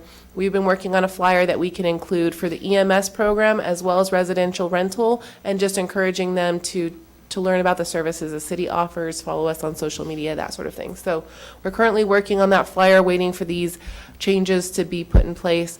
And hopefully that'll help with some of the new folks coming into the community, because that's always the hard part. When people buy a property in Canyon Lake, the city doesn't get notified. We don't have access to that information. So we're trying to find other creative ways. Another thing that I have mentioned on the slide is property managers. We can go around this region near Canyon Lake and notify all property managers that we have this program. That's something we haven't done as well. And I'm pretty sure there's probably lots of property managers out there that would comply, first of all, but more importantly, that they're just not aware of it.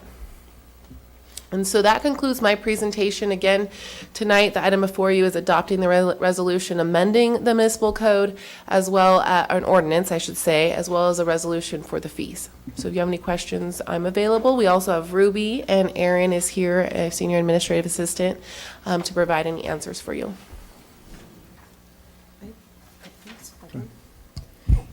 In the past, when we have talked about this, we've talked about trying to get assistance from the POA to let us know who is renting out their property. Has there been any change in that? Any additional Stephen and I talked assistance? about that today. The only option we will have at this point is a subpoena. I have talked to them about it. They have privacy concerns about that information. There is a checkbox, and I don't know if we get that regularly. We do, but there's not much there, right? So there's a checkbox that the POA put on their form that people can say, yes, you can share my information with the city. If we wanted to proceed with a subpoena, we could. That is our remaining option if they're not willing to share. And then I had one other kind of technical question, but in the code, the way we have it, there's a section that talking about the self-certification. There's a section that says, upon receipt of a completed self-certification form, the city shall perform an inspection of the rental property. So do we go back and inspect it after they do their self-certification? Go ahead. What happens is they provide photos on that self-certification, and so code enforcement, we go through all the photos and just make sure that they've signed off on the affidavit, and that we have the photos that are required on the self-certification. It's just an inspection, but via paperwork. Okay. So we don't go out there unless they refuse the self-certification and they want us to actually go in person, because they do have that option. Okay. I'm wondering if we should clarify that in the ordinance. Would it be more accurate to say a review of the self-certification report? Would that be more accurate? Can you tell me what section number it is, just so I want to make sure I look at it closely? It's 5. Or page. On page 64 of the agenda. C.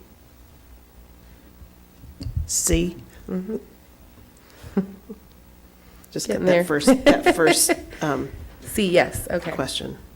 And while you're looking that up, I did have one other thing. I do appreciate that if it is self-certification, that it costs more, because it is a convenience. Yes, that fee was increased. I like that. Thank you.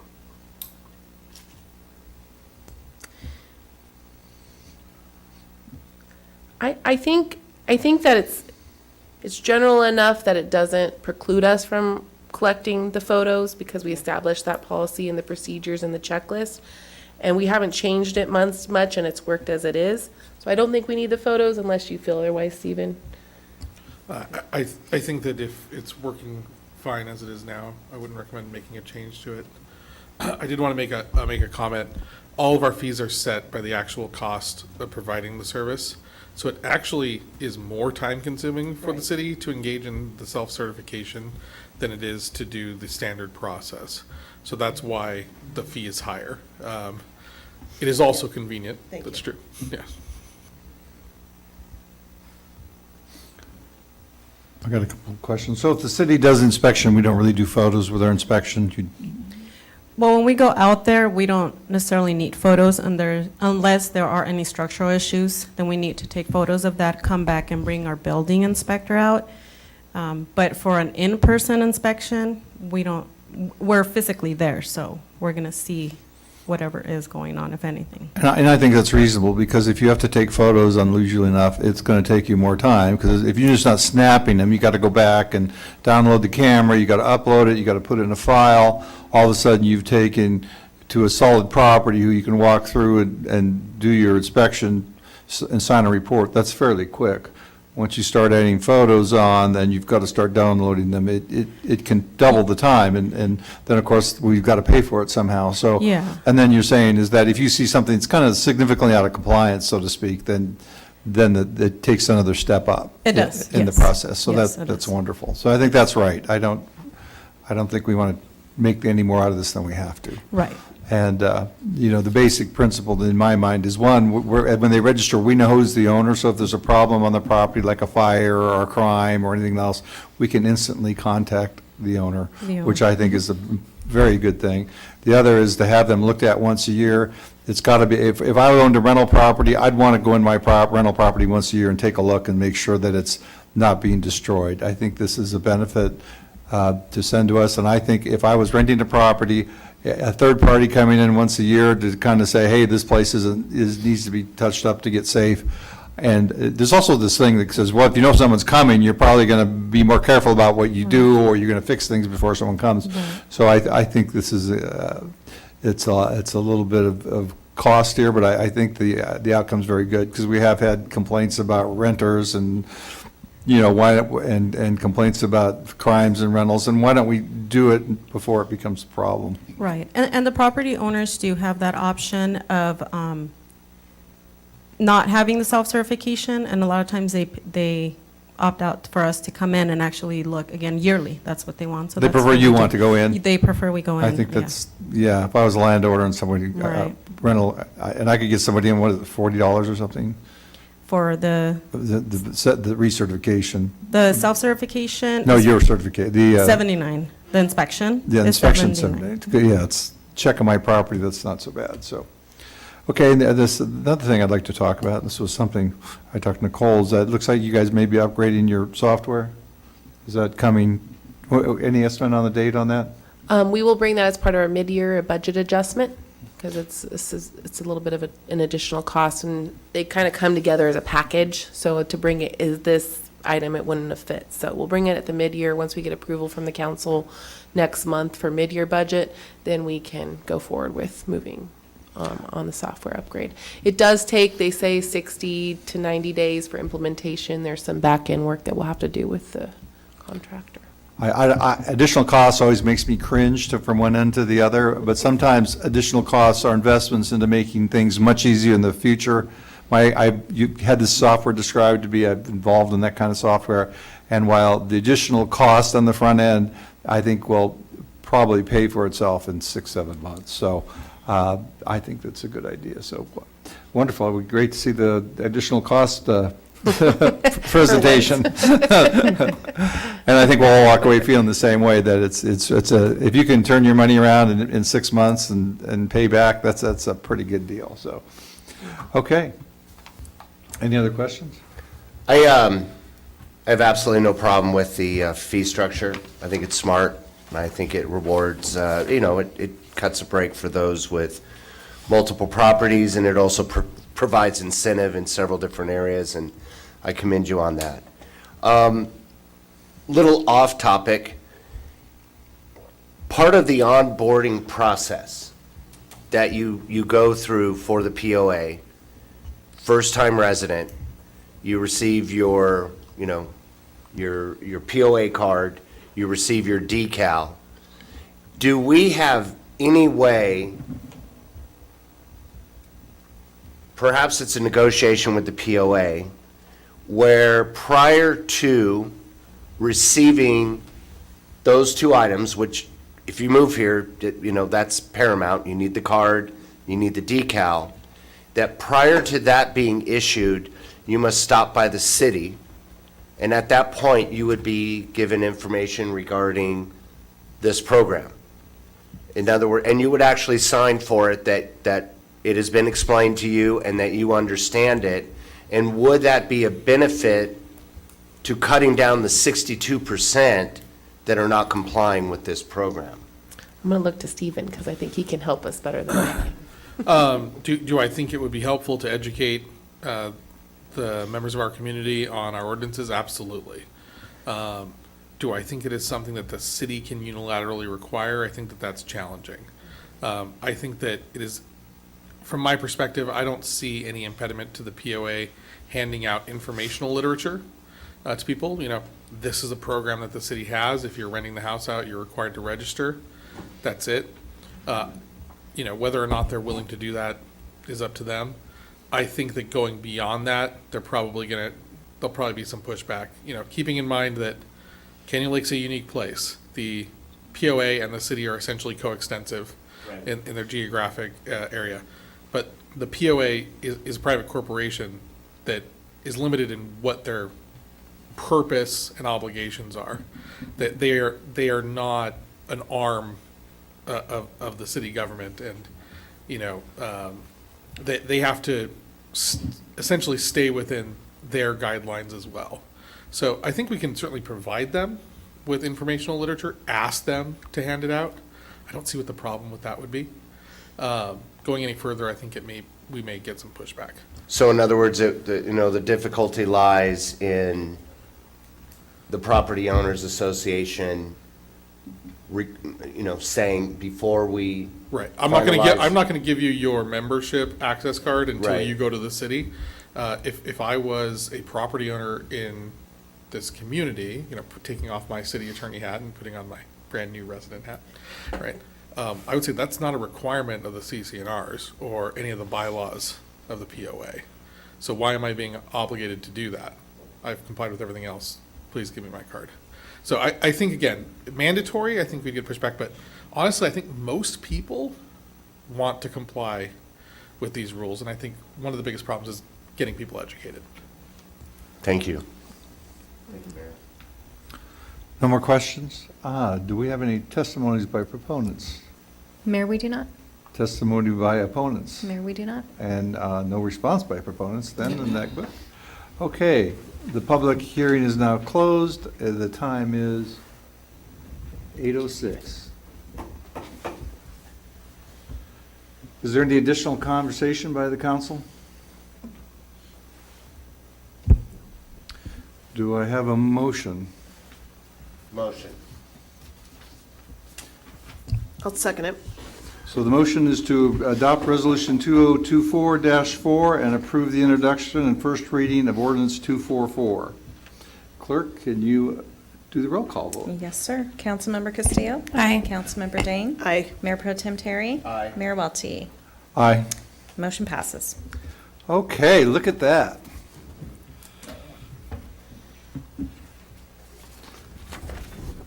On to future business items. We've completed 7. Oh, no, we have not done 7. Okay.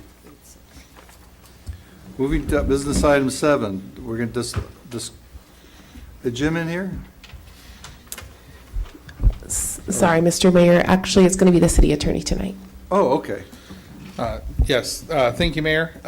The City of Canyon Lake has received correspondence from our favorite state agency, the Department of Housing and Community Development.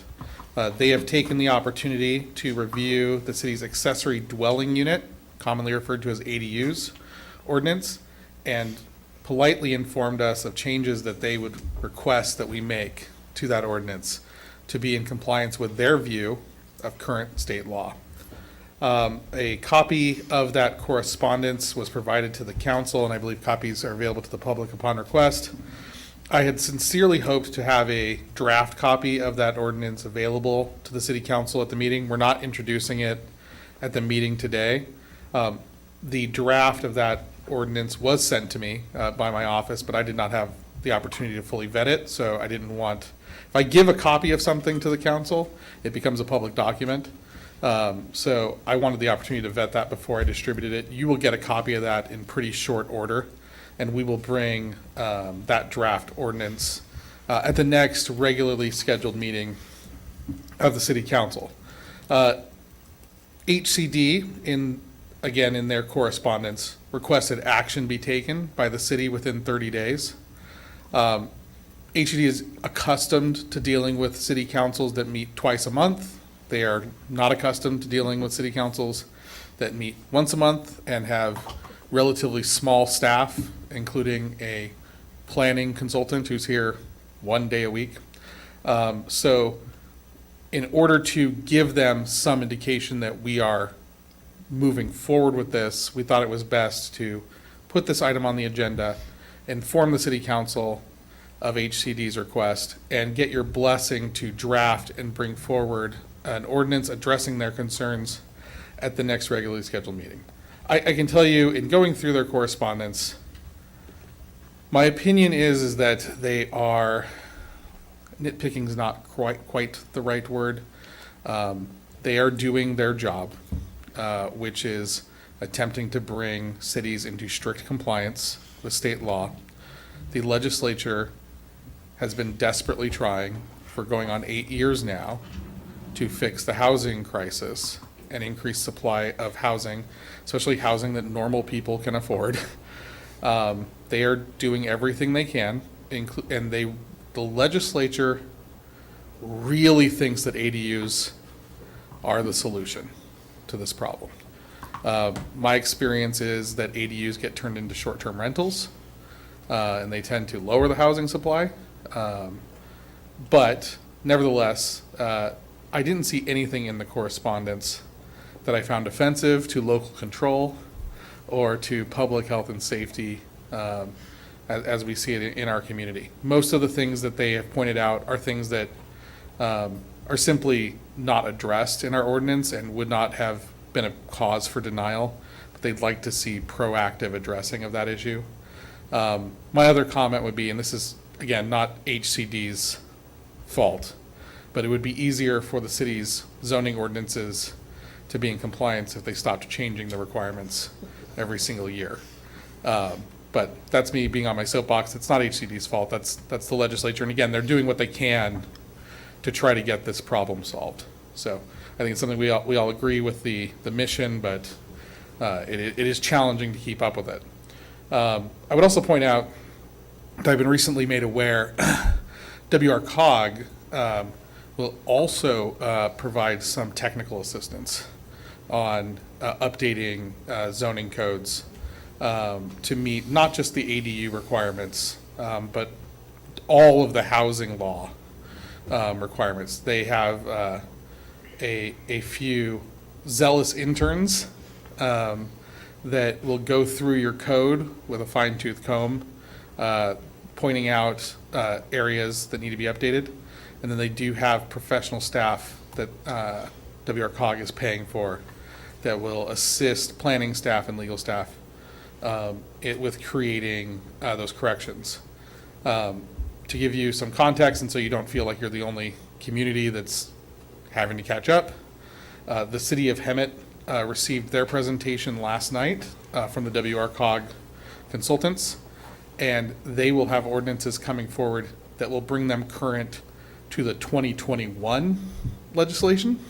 So they're getting caught up from 2017 to 2021, and then they will have to bring further updates to cover 2022 and 2023, simply because the number of changes in all of these areas is significant. It's all over.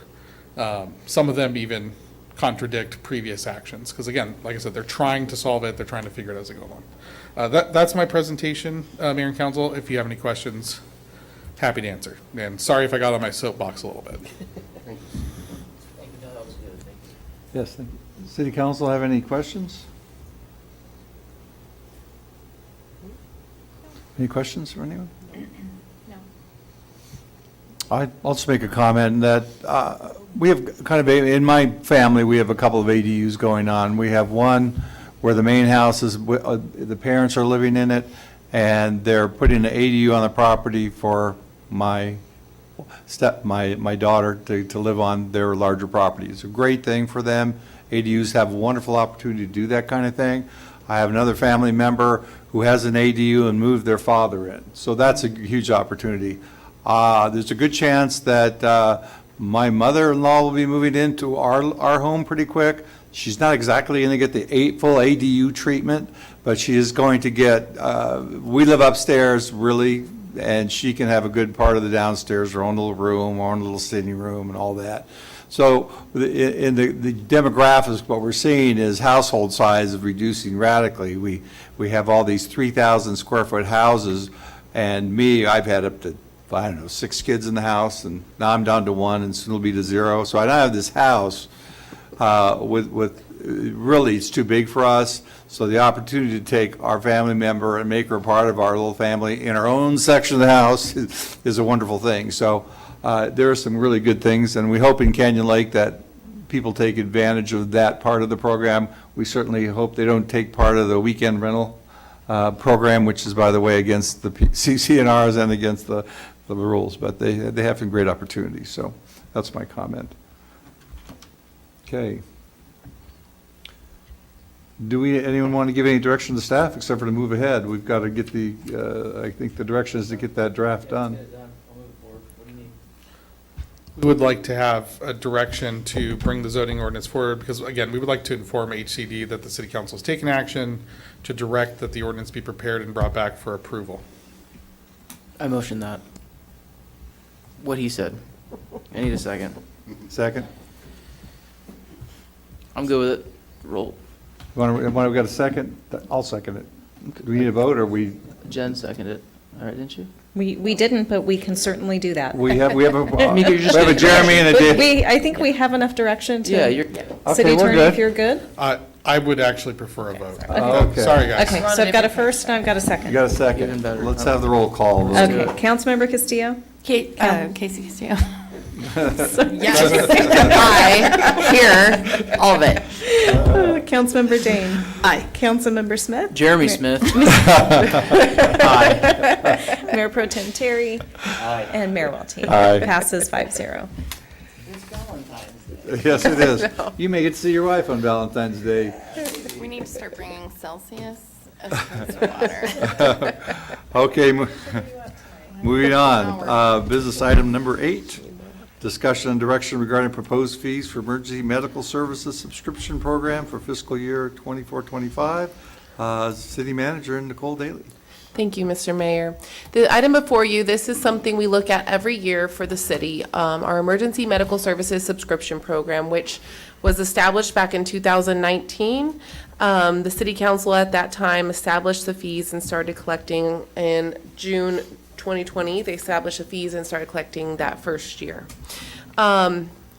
What you're going to give us today is just direction tonight, so we do not need a vote on this, but we're going to give you some proposed fees to take a look at tonight. Let us know which ones work best for you. The reason we bring this so soon is because in June, we will actually have the hearing for the fee schedule, and that does require a public hearing notice 90 days prior. So some background information about the program. Again, as mentioned, it was established in 2019.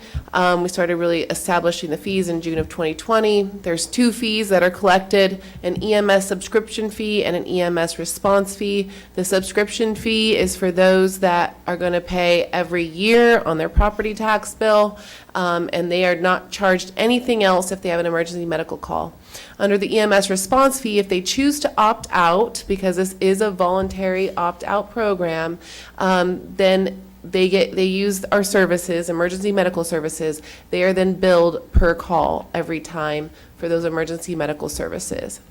And again, according to our municipal code, we are to look at this every year. The council is given the ability to adjust them periodically by resolution. So I wanted to show you some of the participation. This goes in order from 2021, 2022 to 23, 24. As you look to the right, you can see that overall, year over year, we've maintained 90% participation in the program. We will say 2021 and 2022, the numbers are a little bit, we think, skewed because we had a lawsuit in between there. But overall, you can see pretty consistently our opt-in and opt-outs have remained about the same. Because again, in 21, 22, that's when the lawsuit happened. So we did see some increase, I believe, on the opt-out side. The services for EMS, I wanted to show you what our EMS calls for service are based on the data we have available. Ironically, we had the same number of EMS calls for 2022 and 2023, 825. As you know, since this program was established, there's been some changes, particularly since we set those fees. I want to point out that the fee has not changed since we first established it in June of 2020. So some things that have changed, though, are first, we established our own fire department. This happened, as you know, in January of 2022. Since then, and throughout this process, more than 80% of all calls for service have been emergency medical service calls. We officially purchased our first fire station on December 8th, 2023, and then most recently, you all know, we also entered into an agreement to purchase our next fire engine, and the first payment is due in fiscal year 28-29. So these added some additional expenses to our costs of providing these services to the community. Some key points here, I think you know most of this, but members, guests, and invitees are covered under residential households if you subscribe. For businesses, currently, according to the municipal code, business owners, employees, customers, guests, and invitees are covered. And then again, if you aren't subscribed, you will face that response fee. So first, if we take a look at the subscription fee, the current fee is $192 per year or $16 per month. Again, has not changed since it was first established. Back in December of 2022, when we did our user fee study, the council waived any increase to the EMS fee, asked staff to bring that back in 2023. At that time, we did not choose to make any changes, but the proposed fee from the user fee study was $247 per year or $20.58 per month, which is an increase of $55 per year or $4.58 per month. So again, this was proposed last year and the council chose to not increase that fee. We were asked to take a look at what the updated fee schedule could look like or cost could look like if we included the fire station. This was done using depreciation methods. We used Wildan, who created our user fee study. We used their methodology. They even reviewed the calculation by our finance director. And they suggested that the cost could go to $309 per year, or should go to $309 per year, or $25.75 per month, which would then be an increase of $117 per year, or $9.75 per month. Since the city hasn't changed these fees for quite some time, I would say that staff kind of leans toward the middle because the costs are increasing for these services, as we noted, as to why. But going to $300 and $309 per year could cause some concerns in terms of those who choose to opt out or remain in the program, which again, the cost is determined by how many people participate as well. So that could adversely affect the cost overall. If we look at the response fee, we did change this last year to $1,356 per call, which was recommended by the user fee study. We did not determine this. This is not something we looked at for this item, but if it's something that the council wanted us to look at and directed us to do, we could use that update. We could recalculate that as well and use that updated fee for the response fee if you so wished. Next steps for us are to mail our public hearing notices by March 12th of this year. The public hearing again will be on June 12th. Residents will now have the option, as they always do, to opt out or in through June of this year. We did add this a searchable final fee role. It's hard to say for some reason. The city clerk and Brianna from our fire department have been working really hard on some changes and some informational materials associated with this program. And the number one question we get when we release our public hearing notice is, are we opted in or are we opted out? So this is available on our website. People can now look on their own if they so wish to see if they're opted in or out. We are working on an insert that will be included for those who are currently opted out of the program with their hearing notice. Another challenge we found is if you're renting a property or you just purchased your property even, you don't know this program exists. So if the previous owner or the property owner has not chosen to participate in the past, you may find yourself in a situation where you need services and you're getting a $1,400 bill when they didn't even know about the program. So our goal is to try to at least be more forward with those that are opted out so that we can make sure they're aware of the program and that they have the option to opt in. Again, based on your feedback and taking this forward in June, the new fees would go into effect July 2024 for the fiscal year 24-25 property tax roll. And we're continuing to look at this program and hope to bring back some ordinance amendments next fall. But we obviously have to meet the timelines for this year's program deadlines. With that, I welcome any questions you might have, and I can go back to the fee slide if you like as well. Appreciate that. Yeah, if you can go back to the fee slide. Right. There it is. Oh, you did. Thank you. Mr. Mayor, if I may. Yes, absolutely. So just for clarification, I know you need direction today. We're under a timeline, right? I know that you made discussion in regards to, we're going to make some changes possibly next year. I think, for the sake of conversation, it would be nice to have a little more time to have this conversation as opposed to having to make direction today, because we're going to have, this has to go out to residents before our next council meeting. Is that correct? So this council has to make the decision tonight.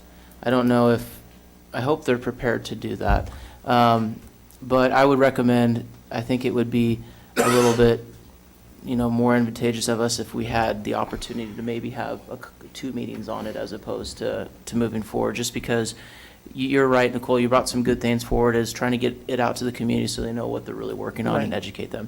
So last week, I think it was last week or the week before, we just did our 2024 goal setting, right? We looked at projections for the city, where the city's going to be at in the next 4 to 5 years. So we talked big picture, big numbers. So I want to do that tonight for my colleagues if they haven't done the math so already. Right now, we're currently receiving anywhere between right at about $865,000 a year for EMS. If you go with option number 2, which is the 247, which we passed on last year, that would be an increase of $247,000 to the general fund, which would be a total of 1.11500 on that number. If we went with number 3, which is the 309, and staff put that together because of our new cost with the fire station and our new purchase with the engine, we're looking at a total combined revenue to the city of 1.39, almost 1.4 million. So the difference in big numbers, if we went with option 2, which is 247, you're looking at an increase of $247,500. If you went with number 3, the last one, 309, you're looking at an increase of $526,500. Madam City Manager, is that correct? Yes. Okay. I just wanted to make sure, because I know that our finance director is not here, but that's the simple math that's laying out. So when we look at these different fees, obviously, it's a tough decision, right? Because this council has been extremely conservative in their thought process. We've been trying to provide a good service to the community with a very limited budget, and unfortunately, we've been hammered by inflation like most other municipalities. We're one of the few communities, actually, I think we are now the only community in Southwest Riverside County that does not have a sales tax, so we're not generating any income from that. And we're also dealing with the fact that our tax basis in regards to our businesses is so small, so we have to look at creative solutions to fix one of the biggest problems we have, which is money coming in. So for me, I'm struggling because, when you do the math, it's so simple just to wave a wand and say, well, obviously, you go for the 309 because it's more money and now we can afford the things that we're trying to do. But this council thinks differently, and I'm having a struggle going from 16 to 25 right off the get-go. Because I know that this council didn't punt last year just so we could accept it this year. So for me, I'm having a struggle with that high of a number right off the get-go, even though now we're a completely different agency. We got a fire department, which they're rocking it and they're killing it. We bought a fire station, which I know we're going to have to sink money in because it's ancient, and the guys are working hard to keep that thing alive, but we're going to have to give them the resources they need. So I just kind of wanted to let my colleagues know that's kind of the big picture on the math on where we're at and what this looks like to the overall budget. I know that if you look at the projections of the city in the next 5 to 6 years, we're running a deficit. And so I just want to keep that top of mind as we're having these conversations on what's next. So that's my piece, and I'll let others talk. Mr. Mayor, may I chime in? Yes, absolutely. So I'm really grateful that you broke it down in the big numbers because I had not done that math. I do individual math, so I look at things as, is this a want versus a need? Is this a luxury versus a necessity? And for me, that comes down to coffee consumption. So I look at this and figure out like, how many grande cold brews is it going to cost me to invest in emergency medical care? And so I want to kind of share my math with you. Grande cold brew is $4.25. $3.09 monthly comes down to $25.75 a month, right? So we're looking at 6 coffees a month, 1.5 a week. And if we go from the current fee to the ladder fee, it will be a difference in 2 coffees a month. So the chief said that we had 72 medical responses this month. So if that was all of you and all of your family, that would be $25.75 for 72 medical responses. So if you opted out, that would be like $97,000 for the month. So I have 2 kids. And so if I think about $25.75 a month, it's $13 a month for emergency medical services for kids in Little League, kids on e-bikes, kids who are going to wakeboard and water ski camp. I am a family of 4, so that is $6.43 per person a month for emergency medical at the $309. But I also have 2 grandparents that live with me, both over 65. So for a family of 6 in my residence, $25.75 is $4.30 per person a month. We pay a lot of money in POA dues. I heard a rumor they're going up again.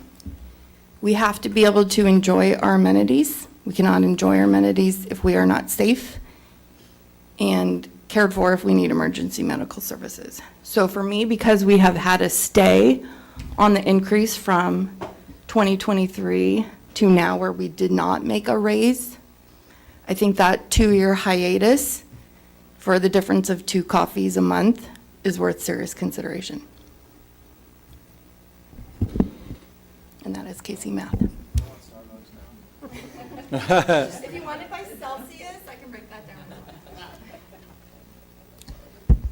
Any other comments? Go ahead. I agree. And, you know, we keep hearing it, and I know we all don't like to hear it about that the cost of everything is going up, but the cost of everything is going up. We're all seeing it. That means the cost of what we do is going up as well. So everybody here knows that I'm not a fan of making people pay more money. However, I think it's something that we need to very seriously consider at the recommended or the updated calculation. Again, it's if you have a medical emergency without this program, it's at least $13.56 to do that. I would much rather have some insurance than have to pay everything out all at once. That's all.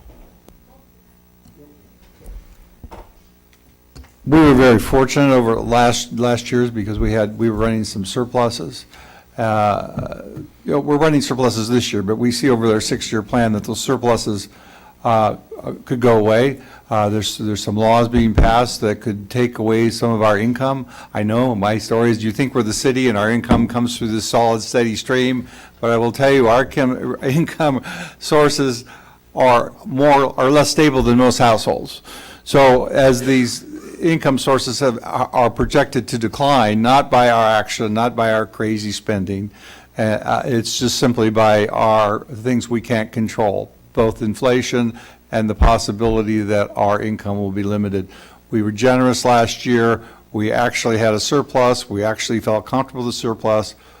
even though we knew we were purchasing the building and that we knew it would cost us some money, we still held the rate because we felt financially secure.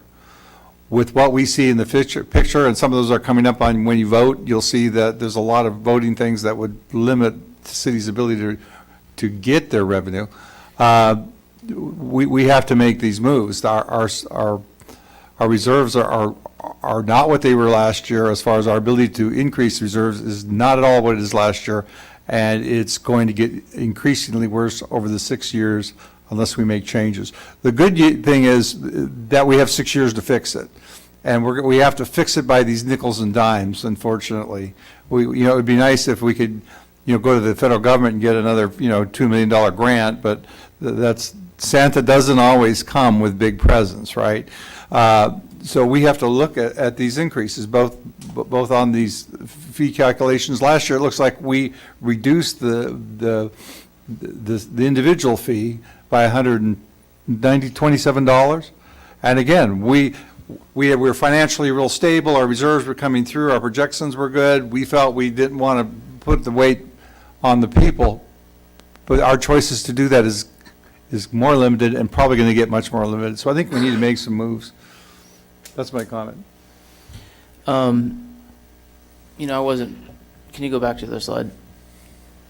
So for those of you, a lot of people, they get confused with the city and the POA, and we have joint services. The city's under attack, unfortunately. We have folks out in the community that want us to fail. And it's been without a doubt, as long as I've been on council now, it's a continued fight, and people have said no, you can't start a fire department, and we did that, and you guys are killing it. We've done some things here that are tricky and unique, and I think this council has made some bold decisions to, at least a passion of mine, to do all we can to make sure that we survive a huge storm that could happen 5 years, 8 years, 10 years from now, and that is to fund our reserves and to ensure that we have 100% in reserves, which, as our city attorney will probably indicate, is kind of unheard of in municipality government, but we're making those bold statements and we're trying to do that. So I wasn't planning on doing this tonight, but if I have a colleague that will second my motion, I'm going to go with the recommended update fee calculation of 204 of 2024 at the 309 a year mark. Casey convinced me that I need a latte tonight, and when we do big math and we do little math, I'm seeing some of the headaches that are going to be coming down the pipeline in the near future with just the attacks that are on the front, with some of the regulations that are coming from Sacramento. And for me, I've always been a local control guy. I believe that our dollars need to stay here because we can do great things like our fire department. And so I think for us, we're investing back into the community. And I know without a shadow of a doubt, the things that we're doing here at City Hall has a very high approval rating. So I'm willing to bet that this is the right move for the community, and I'm willing to make that motion tonight if one of my colleagues will second it. I will, and if I can add one more thing. This is cost recovery. If we don't update the fee calculation, we're still paying for it as subsidy. We are still paying for everyone as subsidy, right? Because it's cost recovery. So I think if you set it at the 309 level, assuming full participation, I think the estimated amount collected was 1.39 million per fiscal year. It costs significantly more than that to operate the Canyon Lake Fire Department. And as the statistics have shown, while it is vitally important that our fire department is ready and able to put out fires, it's one of their primary missions, the vast majority of the calls that they respond to are emergency medical services. And we allocate the cost based on the calls and the percentage of calls that go to EMS services. So even at the 309 level, I do believe that it is still substantially below the amount that we could credibly attempt to collect in cost recovery. The other thing to mention, you're talking about subsidizing. What happens is if we don't have full cost recovery through the fire structure fee and the emergency medical services fee, what happens is the general fund, which we use to fund law enforcement services primarily, has to subsidize it. So it's less money for law enforcement services. And when you consider the fact that the Councilmember Smith alluded to, those general fund sources are under constant attack in this community. Our utility user tax, which was enacted to help fund public safety. We have a lawsuit currently pending that's looking at taking that out, even though it was approved by the voters twice. So it's a very challenging situation, and yes, it is aimed at cost recovery. Councilmember. So we are asking for you to join us in buying 2 coffees a month. Less. No, additional. Additional. Just pay 2 more coffees. And just to be sure, because we didn't determine the EMS response fee, do you want us to look at that and have Terry update that as well based on the new additional costs? I know I don't have the dollar amount, and I apologize for that, but Terry couldn't get it to me today. I would say yes. Okay. And then we can determine the same thing at that point. If that, we may determine that we'll keep that the same or increase or decrease, whatever. The challenge we'll have is find we out. have to decide today. Well, I think the direction could be for the calculation to be done and notice to be sent out pursuant to that calculation. Ultimately, you're not setting the fee tonight. You set Right. the fee after a very significant and vigorous public noticing process. But I would say that, the thing to keep in mind when we're talking about the EMS response fee is that this is being paid by individuals who, after significant education, have declined to participate in the program because either they were in the program and they opted out, or after receiving the annual notices that tell them you're not in the program, here's what happens, they've continued to not to decline to enroll in the program, or it's individuals who are not from Canyon Lake who aren't in the program. So the people who are not in Canyon Lake are going to get the 1356 because they are not lucky enough to live here. Now, I would point out that there is nothing preventing a individual who is not a resident or business owner of Canyon Lake from participating in the EMS subscription program. But yes, I think it's somewhere like half of the individuals who get charged that are simply, they have no connection to Canyon Lake, but for whatever reason, they had a medical emergency. But if you are a visitor and you are visiting a subscriber, then you are. If you are an invitee of one of our subscribers, usually a resident or a business owner, then yes, you were covered. And I will note that our team is now also calling every single individual to verify that information. So we make sure that if they are a guest, they're not wrongfully charged. Mr. Mayor, if I may? Sure. 1356, it's currently where we're at right now. It's what was proposed. User fee study rate, 2022. What's our, we're at like what, 92% of folks participate in this program? Correct. We're a little over 90. So, Mr. City Attorney, would it be wrong of us to keep the fee at 1356 to give direction to the city manager to move forward with the monthly installment of the 309, yearly installment of 309, and we just keep the 1356? Your 1356 is backed up by the rate study from 2022. You have no obligation to update this fee every year. My suspicion is that if you did an updated fee calculation, it would go up. Correct. Which means that it is defensible at this point. That's a policy decision for the council. If you want to leave that fee, noticed for that amount, ultimately, again, you are making the decision in June. I have a question.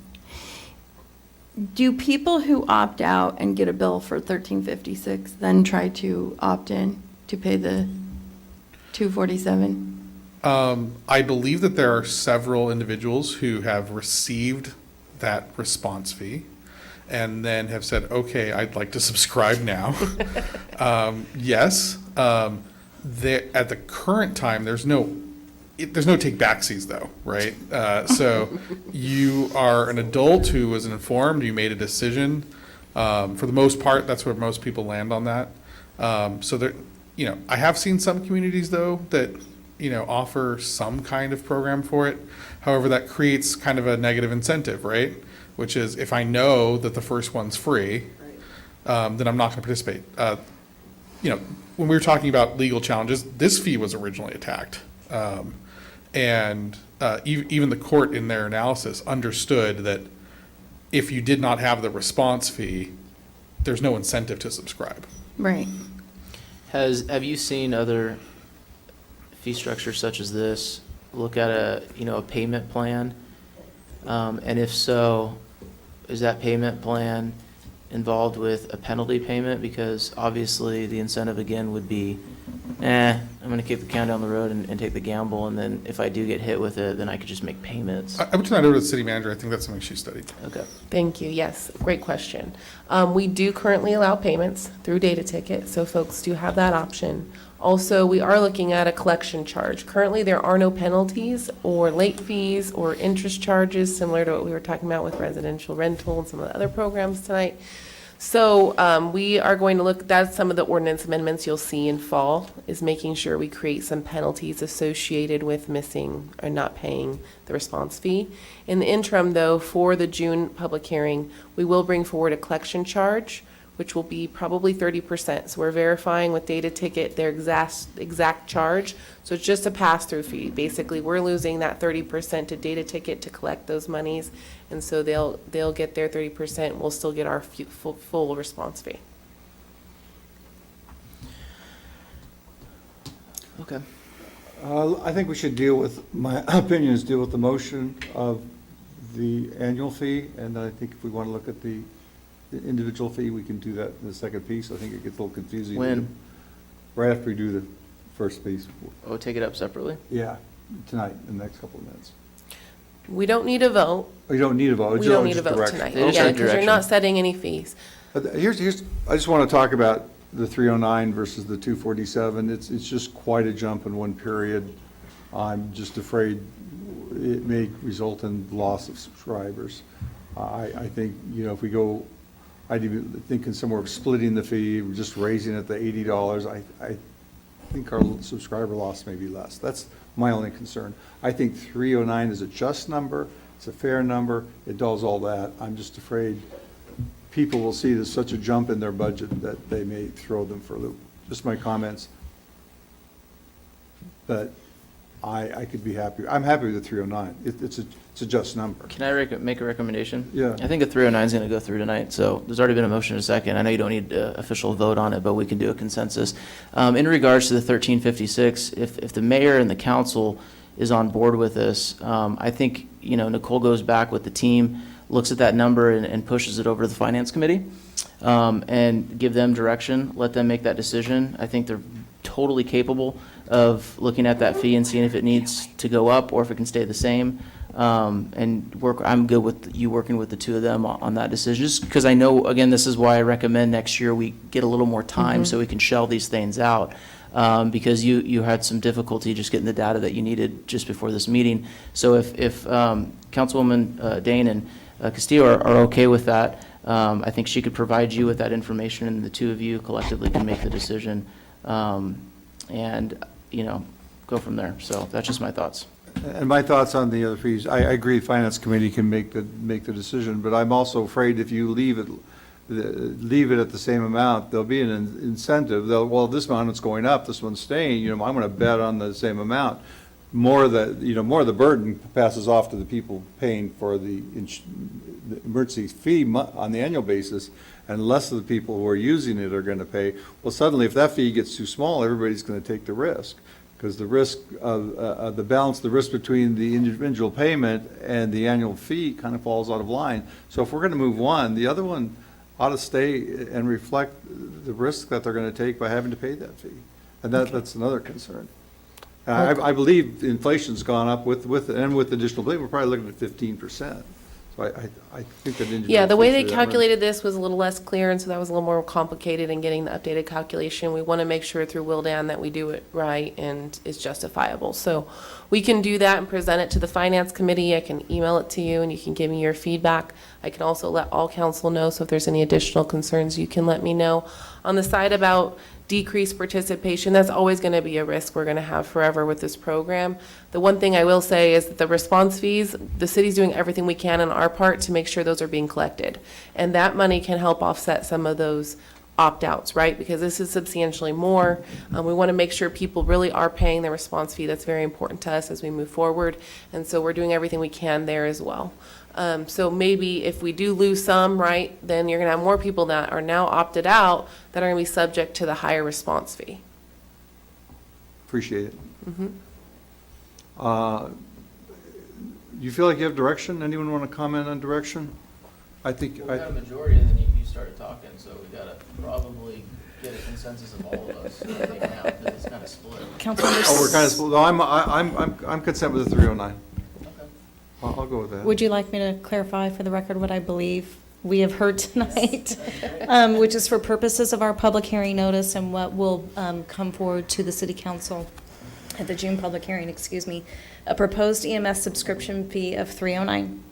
The EMS response fee to be based on an updated calculation provided by the finance manager and then presented to the finance committee. Okay. Mr. Mayor Pro Tem, did you have any comments? I do not. Cool, makes it easy. I'm good with it. Thank you for the clarification. Yeah, thank you, Cheryl, for taking our conversation and putting it into an action item. Thank you. Okay. All good with that? Then we'll move on. City Manager Daley, provide comments. No additional comments. Thank you. Happy Valentine's Day. Okay, announcement by the mayor is that our next council meeting will be Wednesday, March 13th, 2024. In my mind, I'm doing a holiday check. I don't see Christmas, Valentine's Day, or Thanksgiving in there, or Mother's Day, so I think we'll stay with that date.